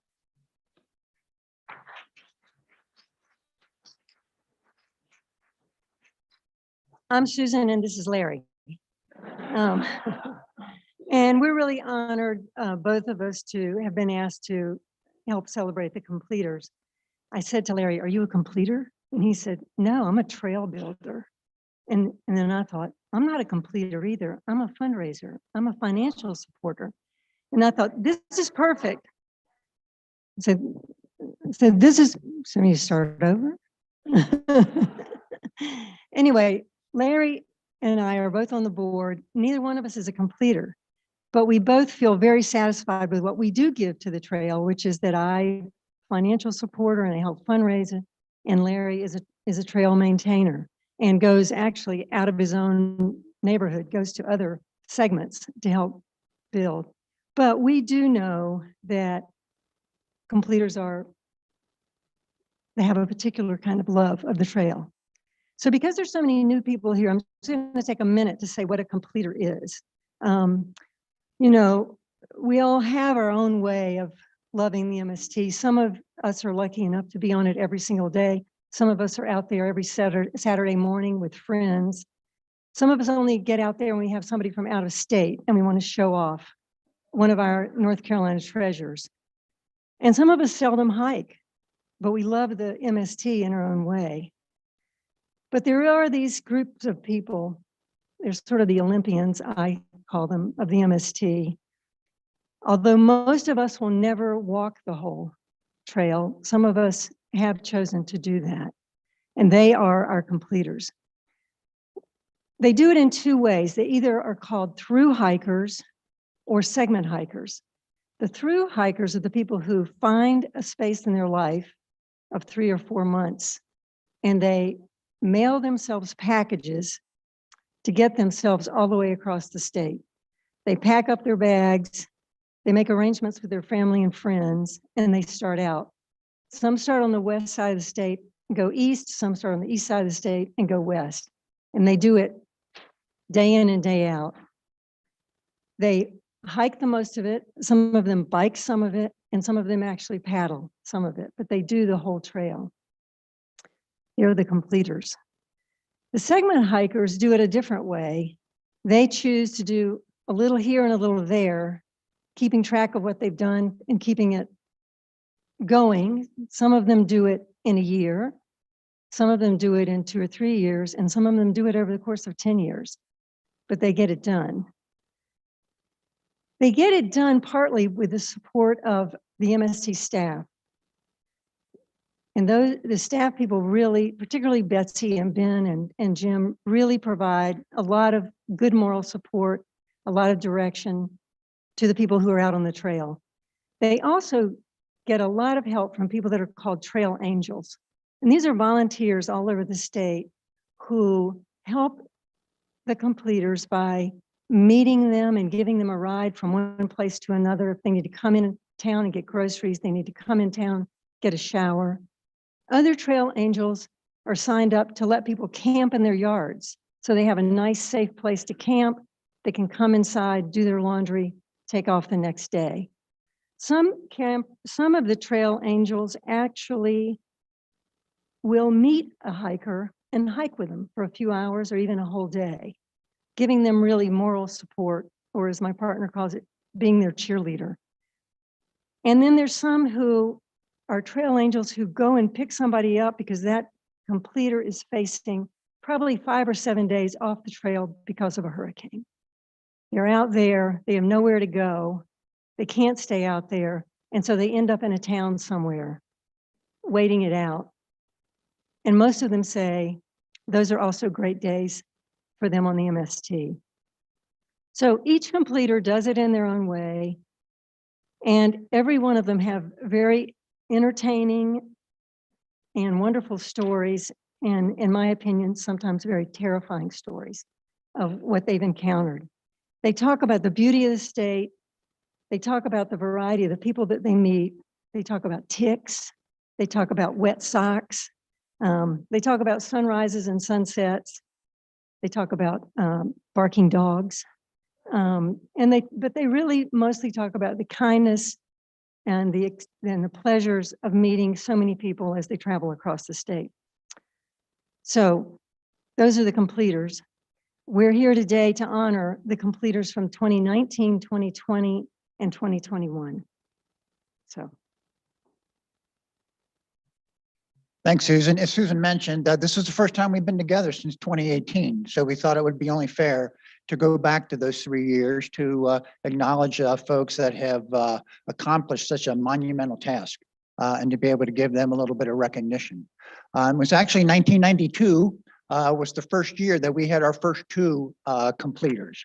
It was a lot of years later where we had our 3rd completer. And then in 2003, we had our 4th completer, and I'm very, very pleased to say that she is with us here today. Katie Senecal. Very good.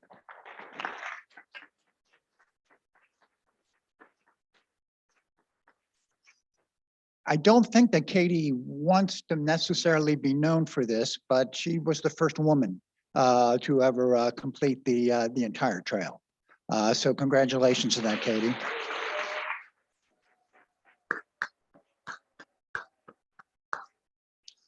As I said, we're going to acknowledge the hikers individually for the last 3 years, but anyone who's in the audience who has ever completed the trail, please take a moment and stand.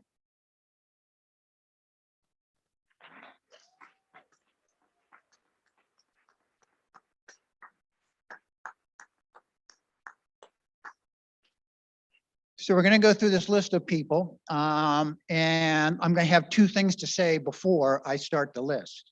First, I'm going to ask to apologize if I happen to butcher people's pronunciation of their last name. Second thing I decided to do is, for most of these hikers, we also have their trail names. But since we're in this beautiful Christian surrounding, I thought it would be best to leave those out. So we'll start with 2019. If you are here, please come on up for your certificate on stage, and let's get started. Lexi Harris, Aaron Harris, Lisa Spears, Joshua Glasson, Donna Dean, Charles Milligan, Henry Westmoreland, Josh Irvin, Kenny Clapp, Susan Levy, and Chuck Aldridge.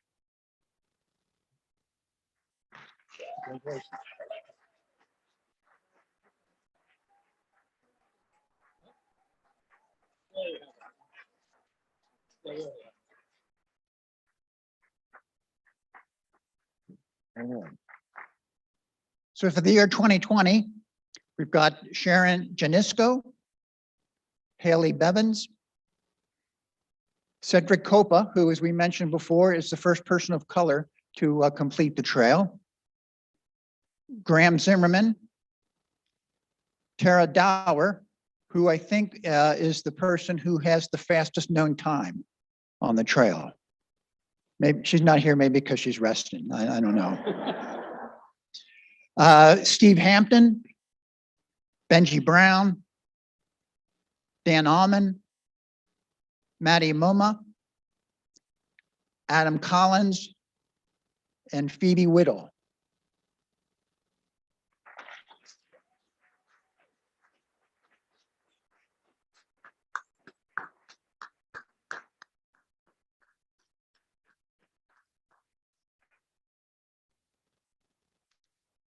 So for the year 2021, that's the year that we've actually had the highest number of completers. So we'll start with Fred Lemons, Jennifer Browndorf, Debbie Cohen, Jay Skenovich, Daniel Graham, Julian Henshaw, Chris LeBlanc, Haley Grattan, Jeff Bunsey, Claire Demont, Larry Demont, Shane Roaming, Sam Wolcombe, who is a second-time completer, Will Benner, Matthew Griffin, Jason Elwood, Stan Seals, Susan Small, Gina Porter, Don Porter, Martin Hunzing, let's see, this is going to be tough. Nenki Stompel, both of which are from the Netherlands. I don't know why they're not here today. John Dower, Michael Ford, and Rick Pennant. Those are 2021 completed.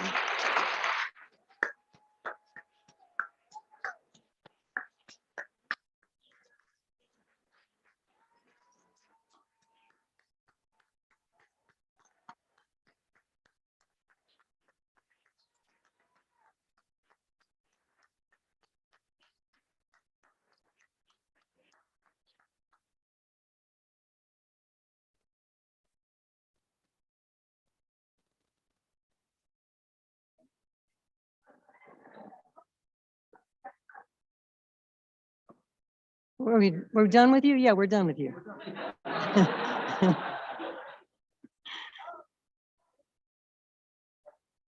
So we have one more group of completers we'd like to acknowledge today, and that is the people who have already met the 40 Great Day Hike Challenge.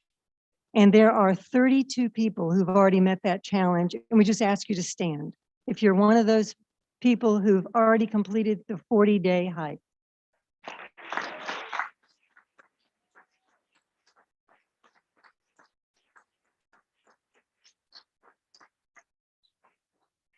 Thank you.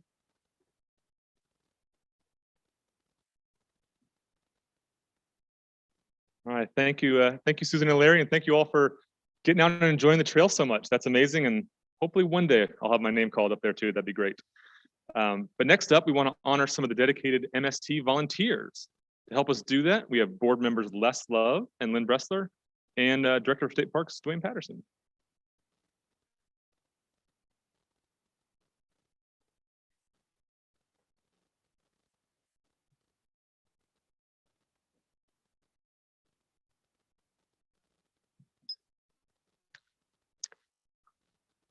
As a board member and a trail crew volunteer, I want to express my appreciation for the contribution volunteers make to our organization. Committing your time to the MST makes a real difference, especially when you help with new trail construction and existing trail maintenance. Friends tracks the time you all make and give to the trail so we can thank our members for their hard work and our volunteers. From the mountains to the sea, over 1,100 volunteers worked on the trail in 2021, giving 38,800 815 hours. This is the most ever and a 43% increase over 2020. So thank you. I was also asked to speak about my experience as a volunteer on the MST. I've been working as a trail crew volunteer after I volunteered to help with a task force manual and the job description with Greg Yan, who is the Section 8 and 9 task force leader. I soon contacted Fred Dietrich and Bill Borski, who are here today, and they are Section 9 and 10 task force leaders.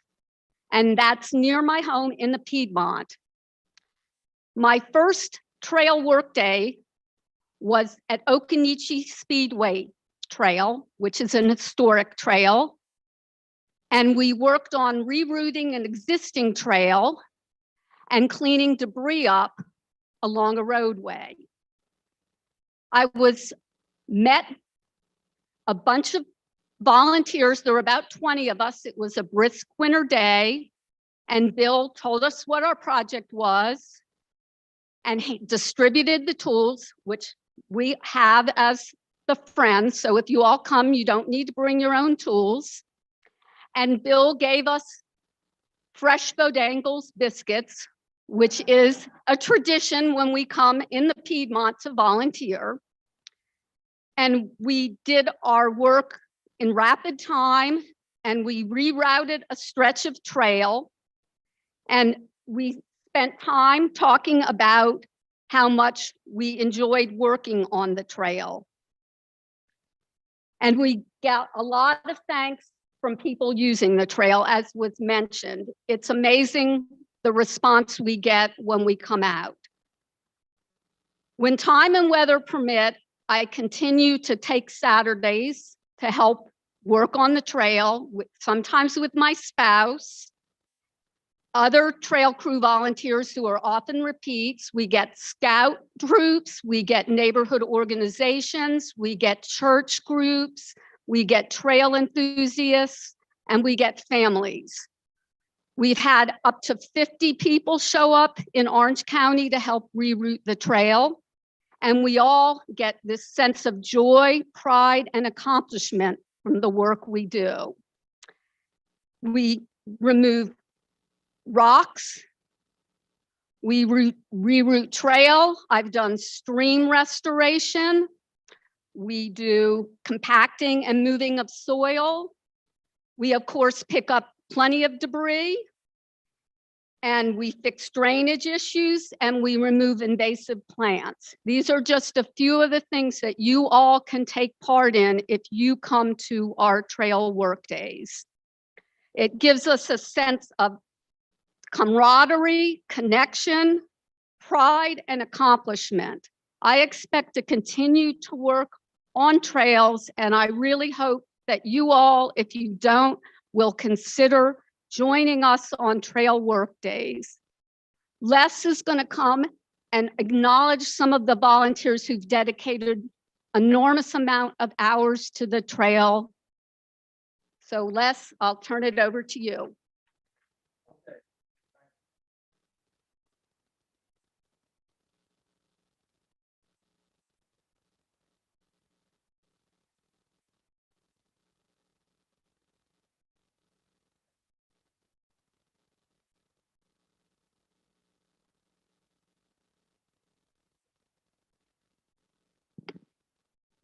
Test. Ooh, here we go. We got to have the microphone. Okay, this is fun. We've done this in the past. If your name is up here on the board, we would like for you to come forward and stand down here, please. And as they come up, I'm going to tell you 3 things that these people have done. Is that all of them? Or, okay, we've got 2 screens come up. There's going to be a bunch of people, and I'm going to tell you 3 things. And when I tell you these things that these people have done, you're going to want to burst out into applause. But hold that applause, because what we're going to do is give these folks a huge standing ovation. And we're going to do our standing ovation with hoops and hollers and yells. And the people over in Waynesville are going to think, what in the world is going on over there at Lake Junaluska? So hold your applause, please. As everybody, it's 2 screens. We have A through M on one screen and then N through Y. Okay, we got everybody up here. The first thing that these people have done, they worked at least 75 hours last year on the trail. Hold your applause. I know, it's big. It's big. The second thing that these people have done, they joined the Friends of the Mountains to Sea Trail.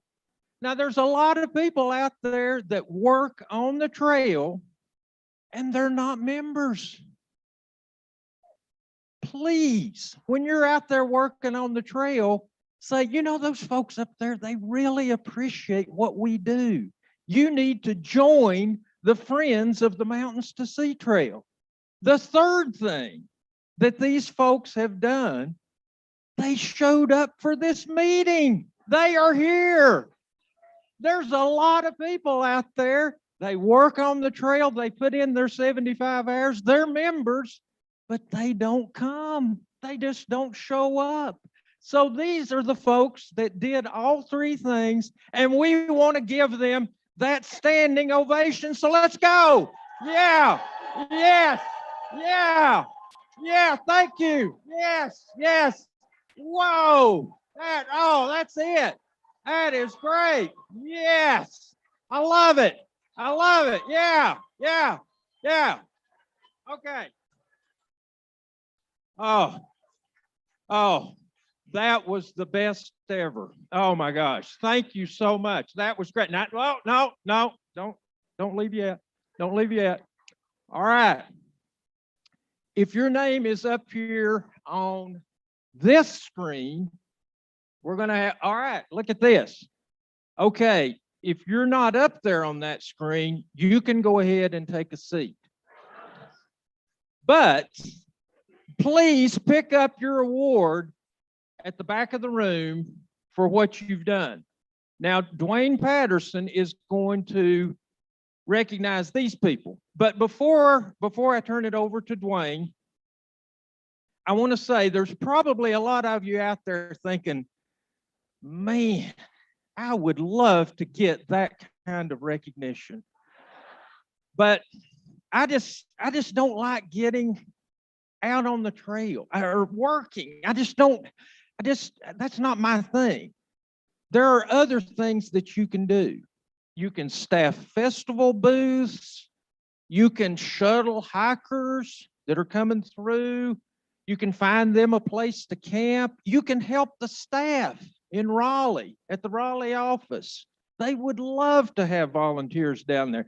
Or, good one for me, help raise funds for the organization. We will never turn down a volunteer that wants to help us raise funds, believe you me. So please, if you are interested in volunteering, go on the website. It tells you there how to do it, or talk to a staff member. Volunteers are what makes this organization work. It would not work without all of you doing what you do. I'm going to turn this over to Dwayne. Thank you. Hey, how you? Let me, now how am I gonna follow Mr. Love? I don't know.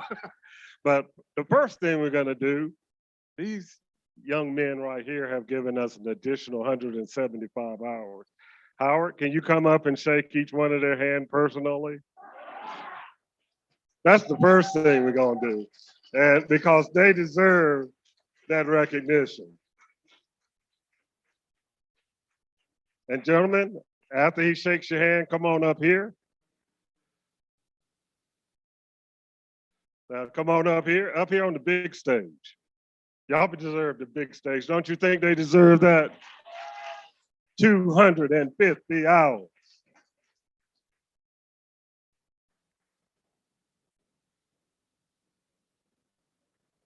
Come on over, come on over. Now, since I can't do anything else, I'm gonna do one thing. We're gonna all join in and go roar together. And we're gonna challenge those ladies out there that we want to see 10 of them up here next year. Okay? All right, let's give them a roar. 1, 2, 3. Roar! Now, in their honor, we want all of the young ladies out there to stand up and do that dance that they did last night. To congratulate them on such a great award and doing such great things. Are you ready? How did you do the dance? Come on up here and show us how we do that dance.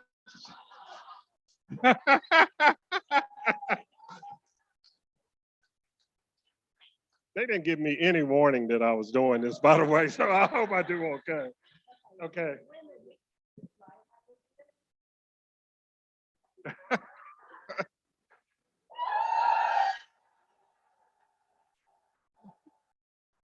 Great job, great job, great job. Really, I just want to say thank you for all of the work that you did. And I know I talked to a number of you about getting me out there to do some trail building, and I'm hopeful that that'll happen. But you're the backbone, and you're the reason the MST is what it is. I've learned today so many of the workarounds that you're doing and everything else. I normally just hear it in Raleigh terms, but thank you so much. Do any of you want to say something on the behalf of all of the award winners up here today? Just one of you. You weren't, this guy got on Happy Trails as a badge. Can you say a few words for us right here? Any guy that's bold enough to wear this right here, he can say a few words. Now I regret having this.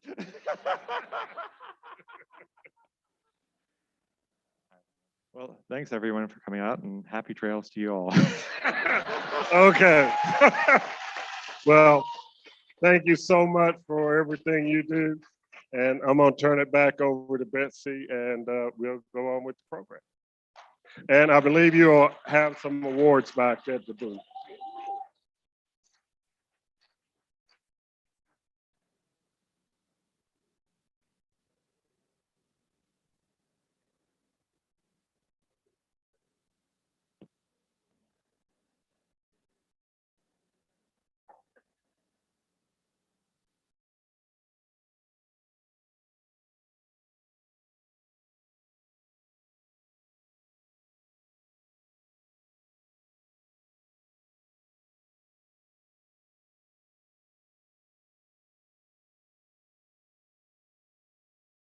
Now, folks, comes a bittersweet part for me, and that is to honor our dear friend, my friend, and so many people's dear friend, and our executive director for the last 15 years, the amazing Kate Dixon. When Kate started to work, Friends of the MST was led by an avid but small group of skilled trail workers. You've seen some of them up here a little while ago. Kate has said that one of the biggest accomplishments is that she hasn't messed them up. And that is true. But the trail crews have also grown tremendously in her time. The year before she started, MST volunteers worked about 13,000 hours. That's a lot. But in 2021, they logged in 38,800 hours. Over 200 miles of off-road trail have been added since Kate came on board, which brings the total of off-road trail to 720 miles.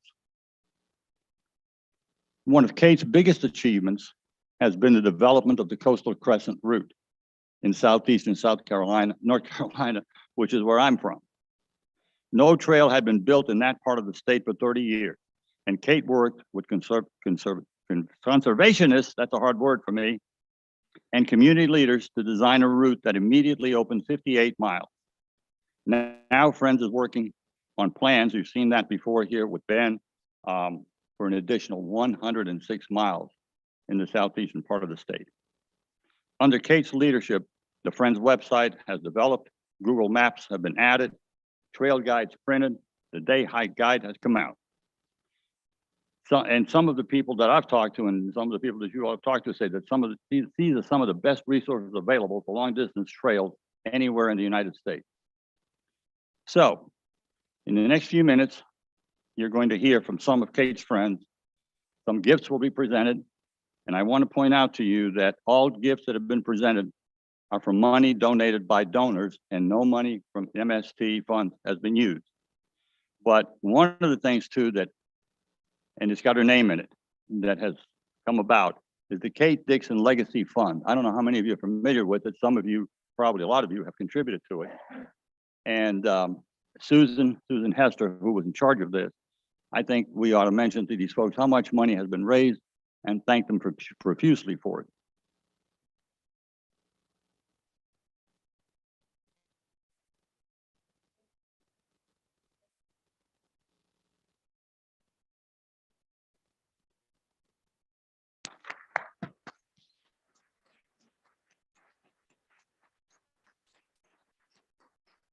And I might mention that it was Kate's desire to, and people, you know, actually when they made the donation specified where the money went to, two different paths. One is the MST Forever Fund, which can be used for anything MST related at the discretion of the board of directors with some limitations, of course. But then the other one was also the Coastal Crescent Trail. And so that money has been split between those two funds. The first person up is a friend of Kate's, and it's the Honorable Alice Butler, Mayor of Roseboro, the little town that Howard mentioned a little while ago that has a really nice little brick path being constructed. Kate and Dan, can you come up too?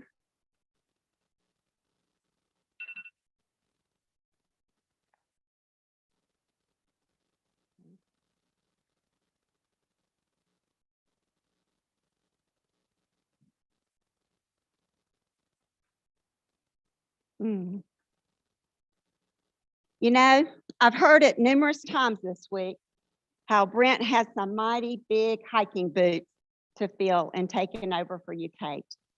But you see, I'm a little confused because I've had the pleasure of hiking with you through the Palmberry State Preserve and the sandy soil. And quite honestly, I can say without a question, your feet are very tiny, just like you are. I'm beginning to think that they're not talking about her actual boots, but because frankly, there's no way that Brent could fit his big feet, and we've learned they're size 12, into her boots. But it would be funny to watch him try. Good afternoon. I'm Alice Butler, and along with my husband, Greg, we have been Trail Angels in Section 12 for over 5 years. As mentioned, I'm also the mayor of Roseboro, the town that you've heard mentioned several times. It's a small town in southeastern North Carolina. We are fortunate to have the Coastal Crescent Trail traverse the center of our town for a little more than a mile. And actually, that's how wide our town is. I first met Kate about 10 years ago when she came to Roseboro to announce the formation of the Coastal Crescent section of the Mountain to Sea Trail. And y'all, I'm gonna have to be extremely honest. I'd never heard of the Mountain to Sea Trail. I did not know what MST was. But Kate quickly got me excited about the trail and what it could mean to the citizens of our town and the community at large. This is who Kate is.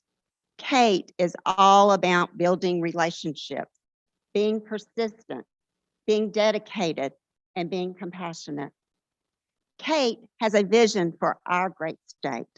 She wants everyone to experience not just the beautiful mountains, the waterfalls, the scenic river trails, etc., but also the beauty of the rural flatlands in the eastern portion of our state where they could be seen close up.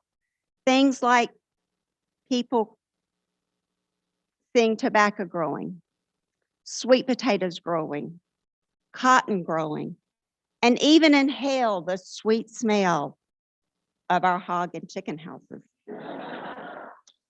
But most importantly, they will get to meet and interact with some of the kindest, generous, and most wonderful people in the world, the people of rural southeastern North Carolina. She wanted the hikers to enjoy the majestic longleaf pine trees, the sandy soil, and even the mosquitoes that might carry a small child away. Kate has a vision for the trail, and she stayed the course. No obstacle was too big or too imposing. She has always found a way to get around it.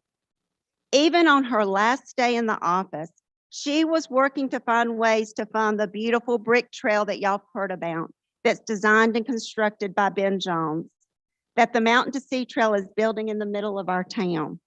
Of course, as with everything, the cost of things have gone way more than expected. So at this point, I'm going to be shameless and give another plug and invite you to donate an engraved paper brick for this project. What another great opportunity to buy a brick in honor of our Kate. See me later, or the forms are in the back. So, I could say more, but I've already gone past the time that Betsy gave me. Sorry. In closing, Kate is a friend to all, a visionary for our great state, and a humble but effective servant. Her leadership will be missed, but at the same time, we're very happy for you and Dan that y'all are going to get to enjoy this next chapter together. Though her feet are actually very small, she leaves a massive footprint. Brent, your job is much easier because of all the progress that Kate has accomplished and the foundation that she has built from scratch. We look forward to working with you as we all continue to grow the Mountain to Sea Trail. At this time, I would ask John Pepin to stand. Thank you. John is a Falls Lake Mountain to Sea Trail volunteer, and he was up here standing a minute ago. Thank you for building these beautiful chairs that Betsy's uncovering for Kate and Dan to enjoy. Are they not beautiful?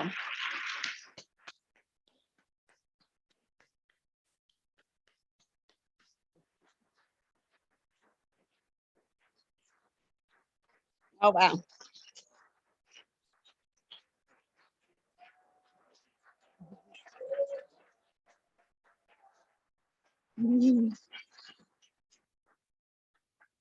Kate, don't get too comfortable. We do want to see you on the trail, out and about. Thank you, Kate, for all you've done in building and supporting the Mountain to Sea Trail, for being a friend to all, and for making it what it is today and what it will be in the future. We love you.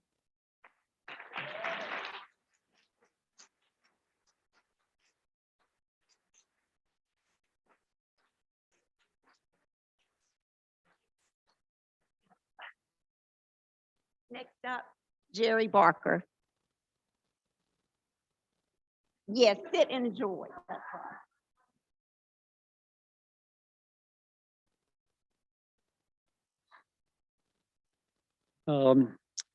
How many of you did the hike across the state in 2017?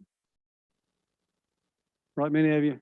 I thought Kate was going to retire then because that was one of the hardest things we had ever done, trying to document 1,175 miles. But we are, to our knowledge, still the only long distance trail in America that can document in one day. We collaboratively hiked the entire trail. Kate, Betsy, Jim Grody, and 1,735 hikers, I think, made that happen. But Kate didn't quit, thank goodness, on that date. I think Kate is one of the best collaborators and team builders I've ever worked with. And it's the only reason I came back to serve a second term on the board. Normally, you know, you survive one board term and you're ready to leave, but this was too good. I have a gift certificate From your MST friends. This gift certificate entitles Kate Dixon and Dan Wilkerson to a 3-night stay at the Blue Ridge View Farm Loft, View Ridge Farm Loft, located in Morganton. And the next picture shows you're near Short Off Mountain, so you better get in shape before you go. You have 1 year to use this certificate.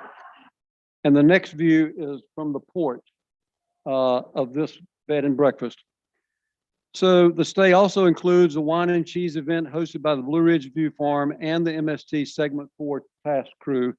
And this bed and breakfast is run by Aaron Matarian, one of our trail builders. So here's your certificate for that.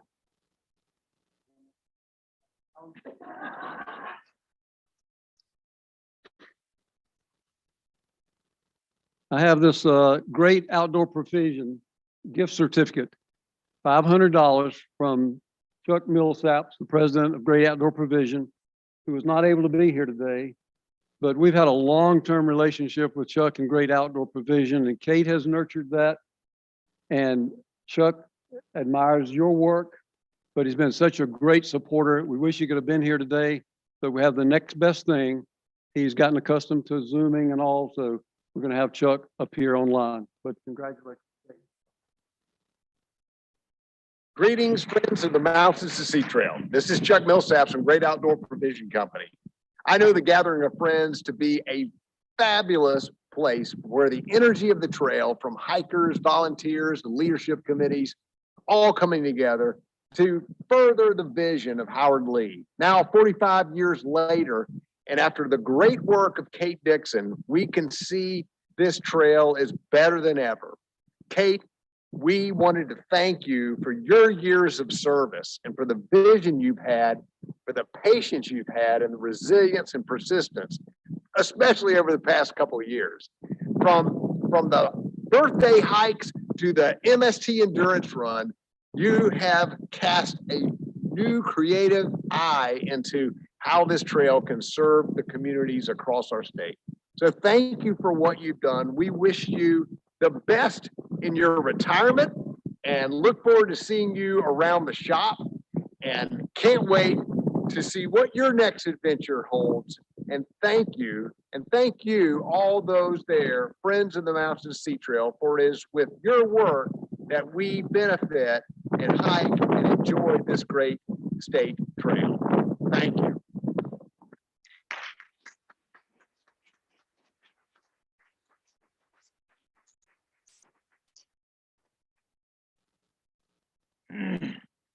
I'm back.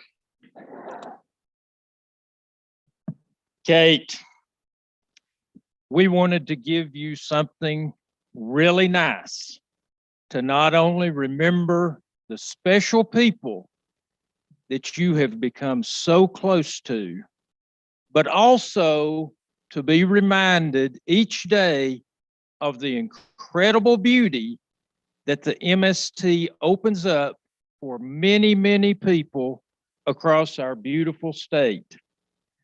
Therefore, we felt a special painting from a famous artist would do the trick. This is called Window into Spring by Ivy Jacobson.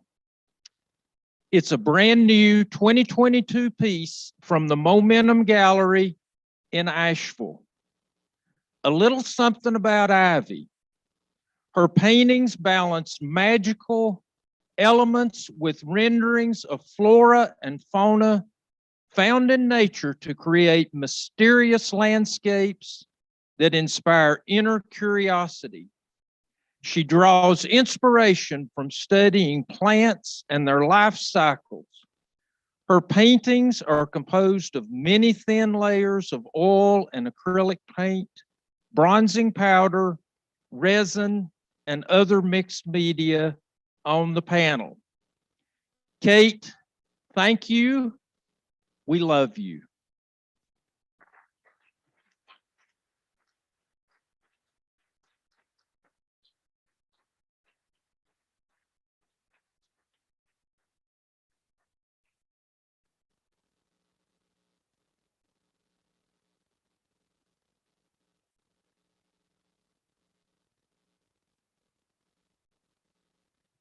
I just wanted to say, Kate, thank you for being an inspiration for me and helping so much in getting this most through this last session. Many of you don't know, but Kate spends endless hours writing these regulations and statutes and things of that nature, and we go through them and try to figure out the best way to get things done.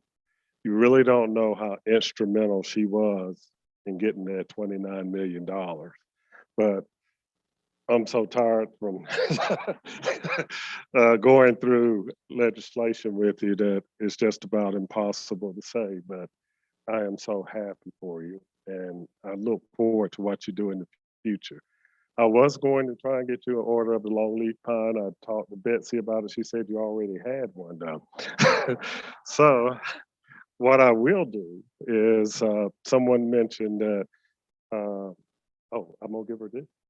Oh, well, in addition to this, they said that they had raised $124,900 for the Kate Dixon Fund. Well, I'm gonna give you another 100 so you can make it a clear 125,000. And I'll do it before I leave today. And I will also give you this.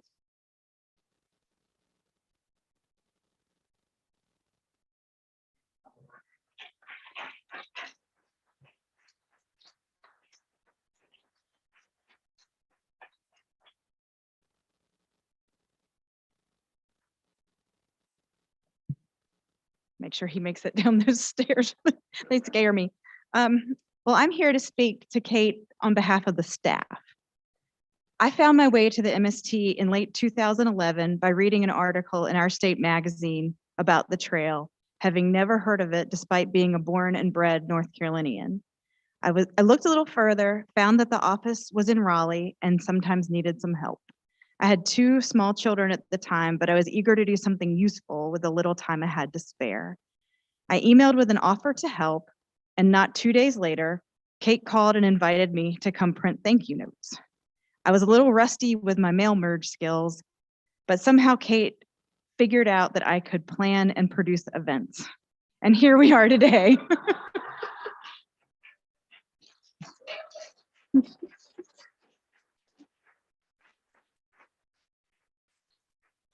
I suspect many of you have had something similar happen.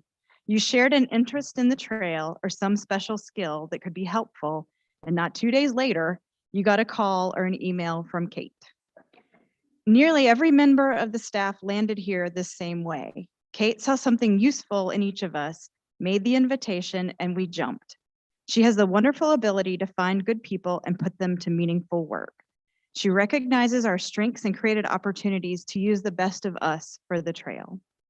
Another example of recognizing strengths is in this very item that we're going to present to you. A few months back, Kate received an email from David Stanley, a hiker, artist, illustrator, and instructor at the North Carolina School of the Arts in Winston-Salem. He's also often featured in our state magazine. His illustrations you may recognize. She passed the email on, and we talked with him a few times about possible illustrations from the trail. When he heard Kate was retiring, he immediately volunteered to create something in her honor.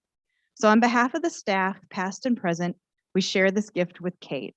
David created a fun likeness of Kate marching forward on the trail with a big grin placed firmly in the coastal crescent section.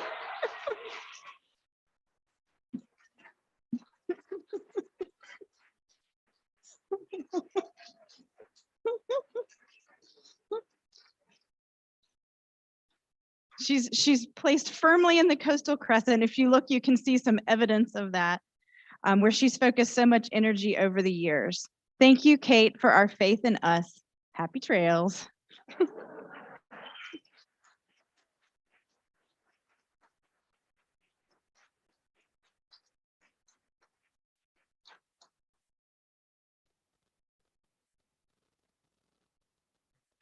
It's good to be here today. My voice is a little messed up. I've got that yellow pollen paste from Raleigh that came with me. And so just want to let you know about that. That's why I've got my bottle of water here. First of all, I don't know about y'all, but I watch a lot of Price is Right, and this is like the showcase showdown right here, you know? It's awesome. It's good, great to be here. Great committee to work with.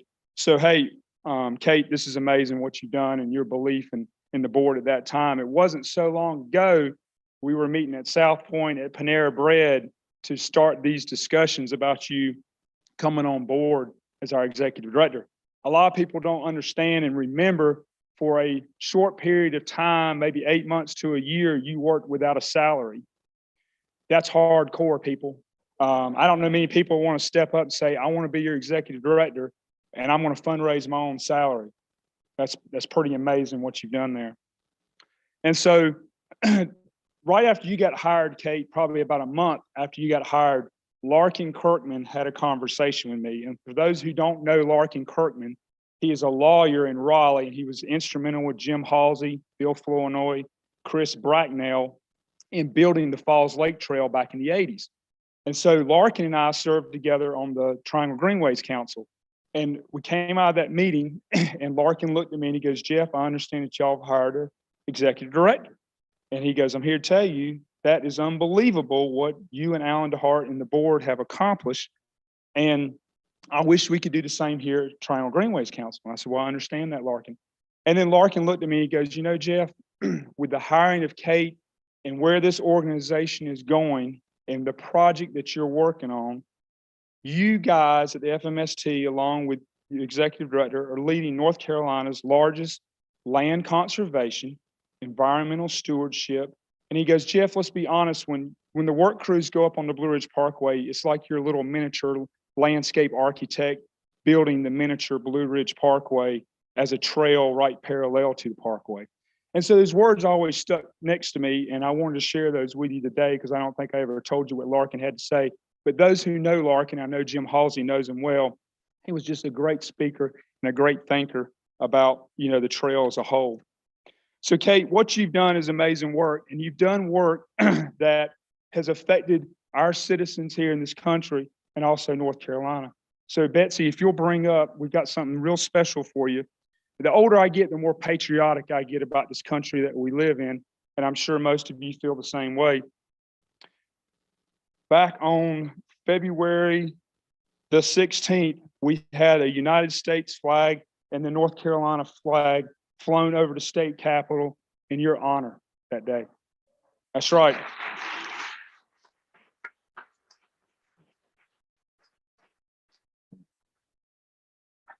And so those are for you to keep, to remember what you've done for our citizens. There'll be people who hike our trail. They might not remember you, me, Alan DeHart, Danny Bernstein, or other people, but we have touched lives that we don't even know about with this trail. And so that got us committee, I got this committee thinking more, okay? Because I'm here to tell you, when Les Love and I get together, there's some magical stuff is gonna happen, okay? I've already realized that.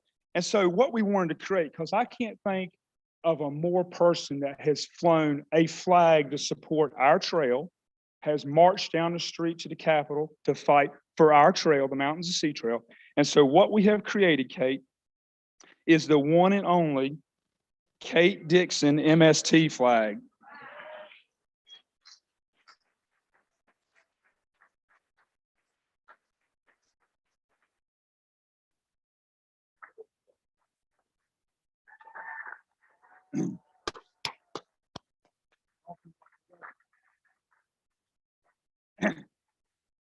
And as a side note, we knew that all of you wanted to have a flag, an MST flag. Now, there's only one Kate Dixon flag, okay?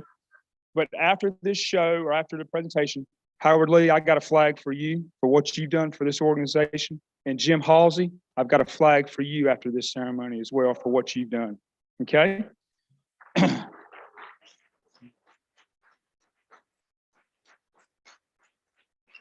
And in closing, I'm a firm believer, I'm a Christian man. That cross out there means the world to me.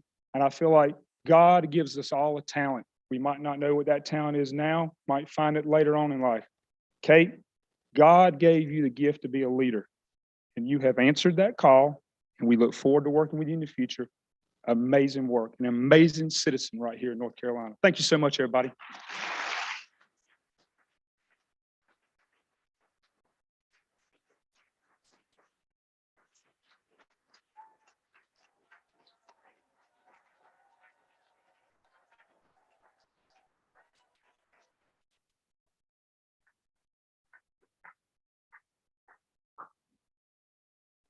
This leaves me a little speechless.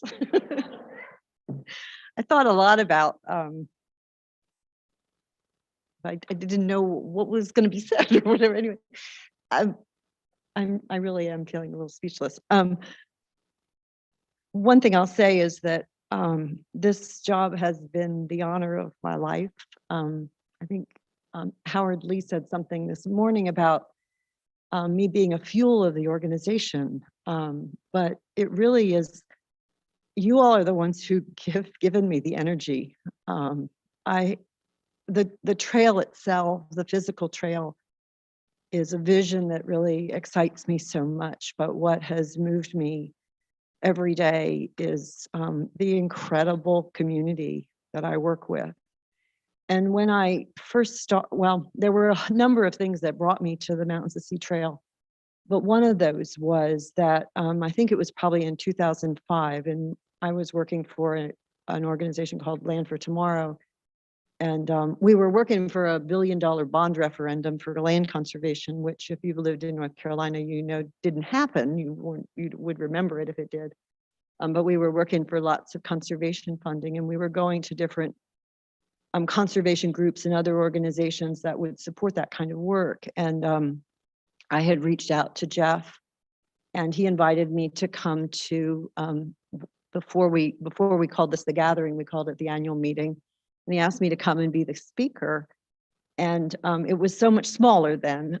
It was everybody who was there was seated around a table. There were probably like 25, 30 people, mostly task force leaders. And even though it was a small group, I was so impressed. And I was so impressed with all of the task force leaders and other folks who were around the table, the passion and the knowledge that they had. And then Jeff and Alan DeHart really inspired me. And I felt like, you know, I really want to take a jump and work with this group. And it's been just so wonderful getting to know you all. There are people here I don't know yet, but I hope to. But just thank you, thank you, thank you. Jeff told you how I worked for a while without any salary. I wanted to take a moment to talk about my wonderful husband, Dan. He's been retired for 4 years, and I love all my time with Dan. He's the love of my life, and just wanting to have more time with him. But that, you know, that I have a husband who I could just say, you know, I think I'd really like to do this. How would it be if I just like took a leap of faith? And he's like, sure. And he used to actually, one thing he told me was that when he would interview people to work for him, he would always ask them, what's your passion? Because he crazily thinks that this is a good trait in me. He did pay them though, I think. But another thing I wanted to say is that, so now I'm, one thing that's been nice about being at this gathering is just seeing all these great friends and having no responsibility. But now I'm just like most of the other people in this room, where I'm a volunteer and a member and a donor and an advocate and a trail enthusiast and a hiker. So I'm joining all of you in this, and I'm so glad that there's a community that will keep me part of you as I move forward. Thank you for having me continue in it. I did want to say that in terms of all this money that's been talked about, that's come down from the state, I don't know if you all realized that we had no idea. I mean, we knew it seemed like we were going to get funding from the legislature, but even a year ago, we were doing a strategic plan, and in that strategic plan, we put in that we were hoping we could get $2 million that would be spread out among all of the 12 state trails. So we were thinking, you know, like $150,000 or something like that. We thought that would be terrific. And so now this money is so wonderful, but it's also, I just want to tell you, it's also a really big challenge. This is a big step forward for the organization. One of the things that actually has been wonderful in my time is that we have grown organically, kind of. We've been able to take one step at a time. And all of a sudden, you think of us, we're an organization that has been spending $400,000 a year. Well, all of a sudden we have $5 million that the state is looking to us to spend quickly to make really significant changes on the trail. So it's a real big undertaking for this organization. It's so exciting, transformational potential. But Friends of MST and the trail, you all do so much already, but we need you to continue to volunteer and give and advocate and bring new people in, because the staff and board are really going to need you, all of us, to help at this time. I have felt, sitting here and watching this wonderful gathering, I feel like this is the best gathering we've ever had, and they are ready. They are so good. They were good before, and Brent, I just am so excited to have you as my successor. Thank you all for what you do, and I'm so happy to be part of you. So thank you.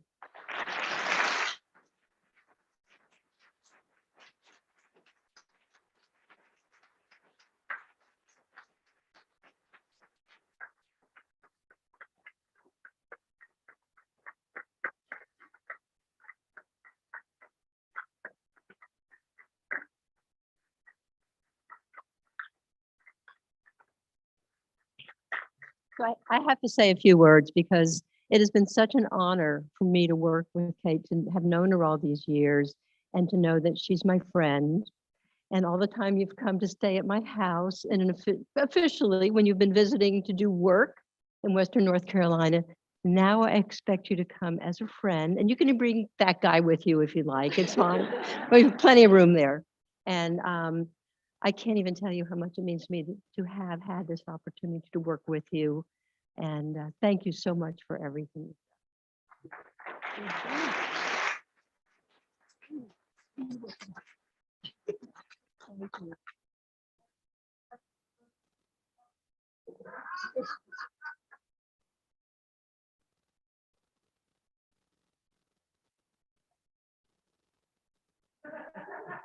Well, okay, bye.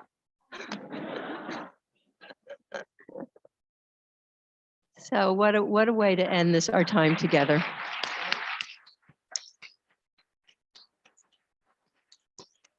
And there's a hiking away right now. There they go hiking. So there you go. So this has been really an amazing get together. I started out saying how wonderful it was for us to get back together and in person. And it's even better than I expected it to be. As Kate said, the best gathering ever. Well, I've only been to one other, but I think it's the best gathering ever. So to say that, I have to thank people. I have to thank everyone who volunteered in any way to make this happen. There were people that were greeters, there were people who were signing people in when they came. There's all kinds of volunteers. There's some hike leaders here. I don't have any more friends in the Carolina Mountain Club because I used them all up getting hike leaders, but some of them are here in this room. I especially have to thank Jennifer Clements, who was the volunteer extraordinaire. This woman, I don't know, I couldn't have done the hikes without her. She's just done so much. And most of all, I have to thank the staff. We have an amazing staff. I mean, it's hard to think that there are just 5 of them. There's Brent, who you've had a chance to meet during the meeting. I hope everybody's had a chance to talk to him. We have Jim Grody, who's somewhere up there, I think, in controlling things. There's Ben, who you heard give a wonderful presentation, and Elizabeth Hips, who's been in the back, just sort of manning all the things around the edges that make it work for us. But most of all, right now, come here, Betsy.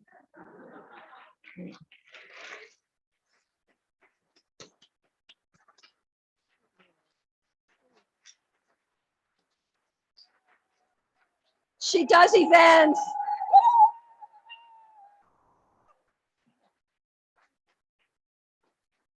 So she does events, right? Yeah. Okay. So I think, Betsy, you're going to come here and tell us what happens next. But so much has happened, and I just want to say thank you all. Thank you.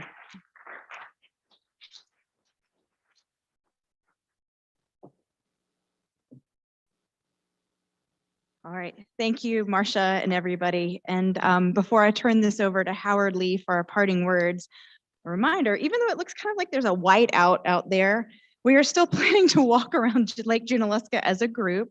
I don't know if Ben is going to fly that drone. I don't think there's much visibility.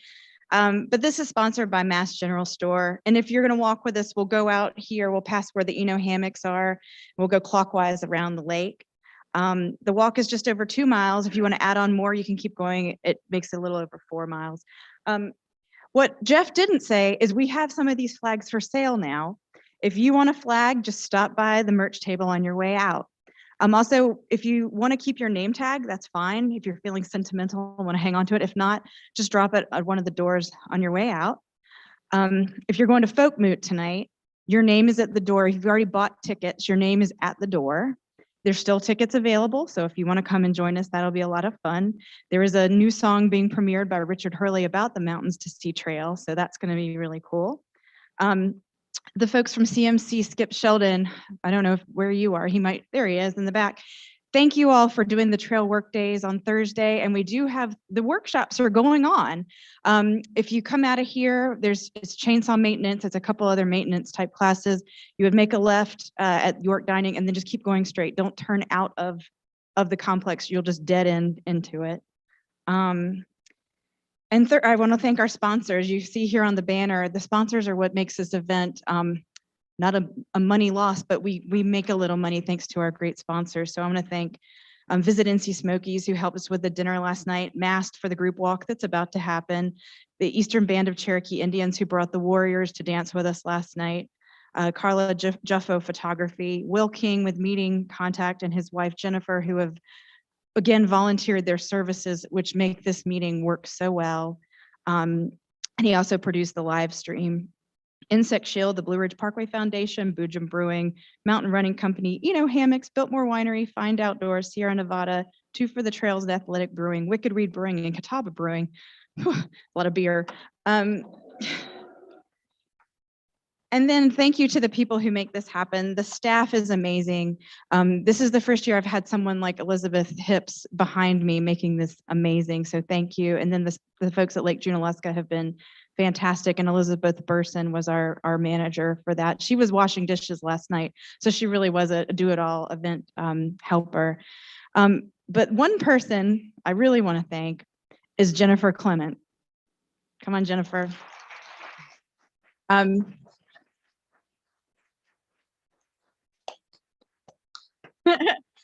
Jennifer, so Kate found Jennifer at a work day and found out that she had organized events for the USO. And 2 days later, Jennifer got a call from Kate.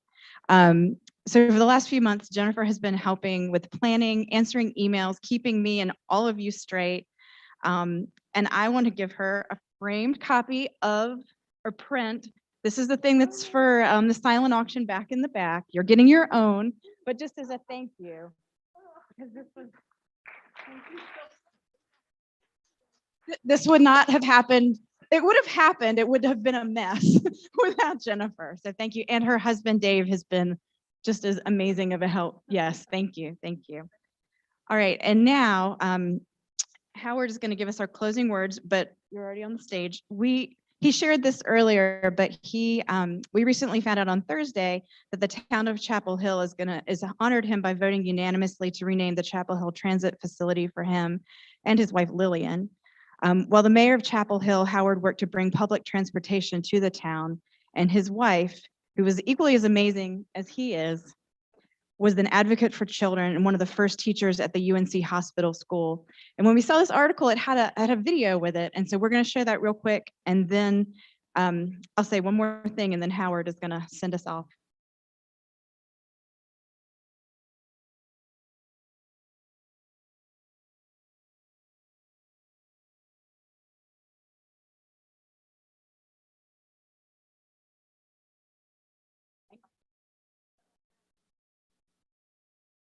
Much as it was accidental,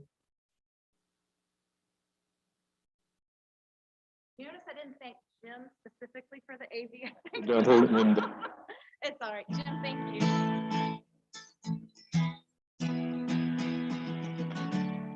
I suspect if I were to characterize my running for mayor, it was not planned as much as it was accidental.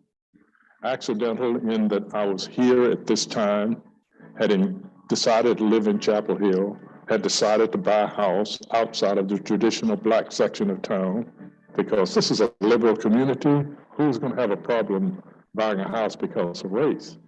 And not only one realtor in town would even show us a house, much less sell one.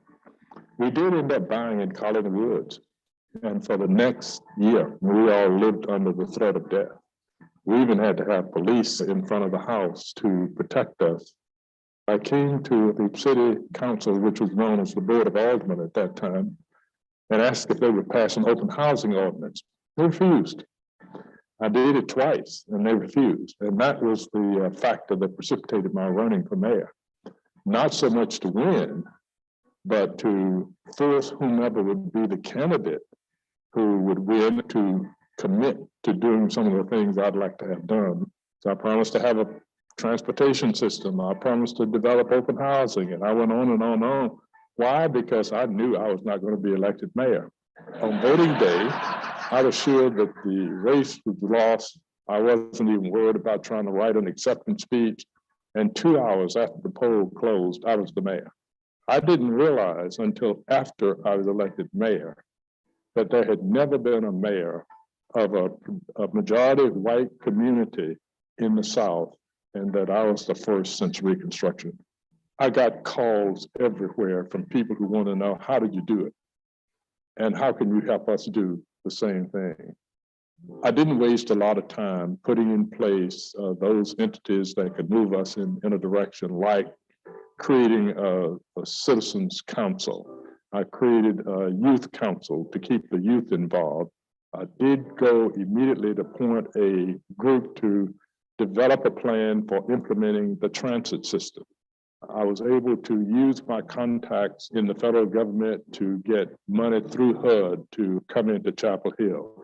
The town was actually in a position where it had to get its budget reviewed and then ultimately approved by the university before we could actually enact the budget.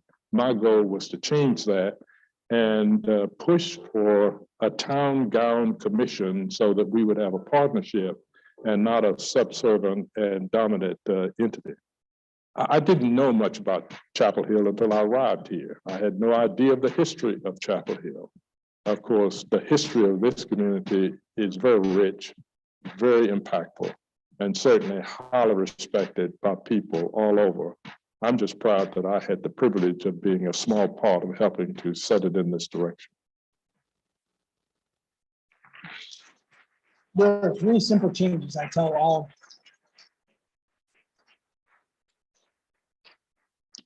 In Howard's book, which I hope you pick up on your way out if you haven't already, towards the end, he mentions being the type of person who builds stairs for others and the next generation to climb to the next level.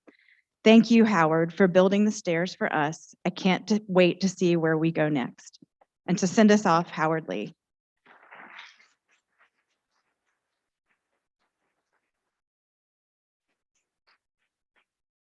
I sense a very special, passionate in this room, and I have felt it since yesterday when I arrived and started interacting with those of you who've gathered here. I think there's a new spirit that has been born among those of us who believe in this trail and who believe that our mission is to make sure we build a trail that people can embrace, enjoy, and walk for years to come. I know you've heard this story in many different forms, but once a man was out planting a tree and the neighbor asked, "Why are you planting this tree? You'll never live long enough to benefit from the fruit of this tree." And his response was, "I'm not building it for me. I'm building it for my kids." I think that's what our mission is. We're not building this trail for us. We're building this trail for our kids, for future generations. And I have a little poem that I use occasionally in my speeches that says, "Isn't it strange that princes and kings and clowns that caper in sawdust rings and common folk like you and me are builders for eternity. Each is given a bag of tools, a shapeless mass, a book of rules, and each may build as life has flown, stumbling blocks or stepping stones. Those who have volunteered, who are working on this trail, are not building stumbling blocks. They're removing stumbling rocks and roots, and they are building a trail that can be used as a stepping stone. 1977, the room was shocked when I said, I think we ought to end this convention or this meeting on a high note. And I have just the method for doing it. Happy trails to you until we meet again. Happy trails to you. Keep smiling and to the end. Happy trails to you until we meet again. Happy trails, everybody.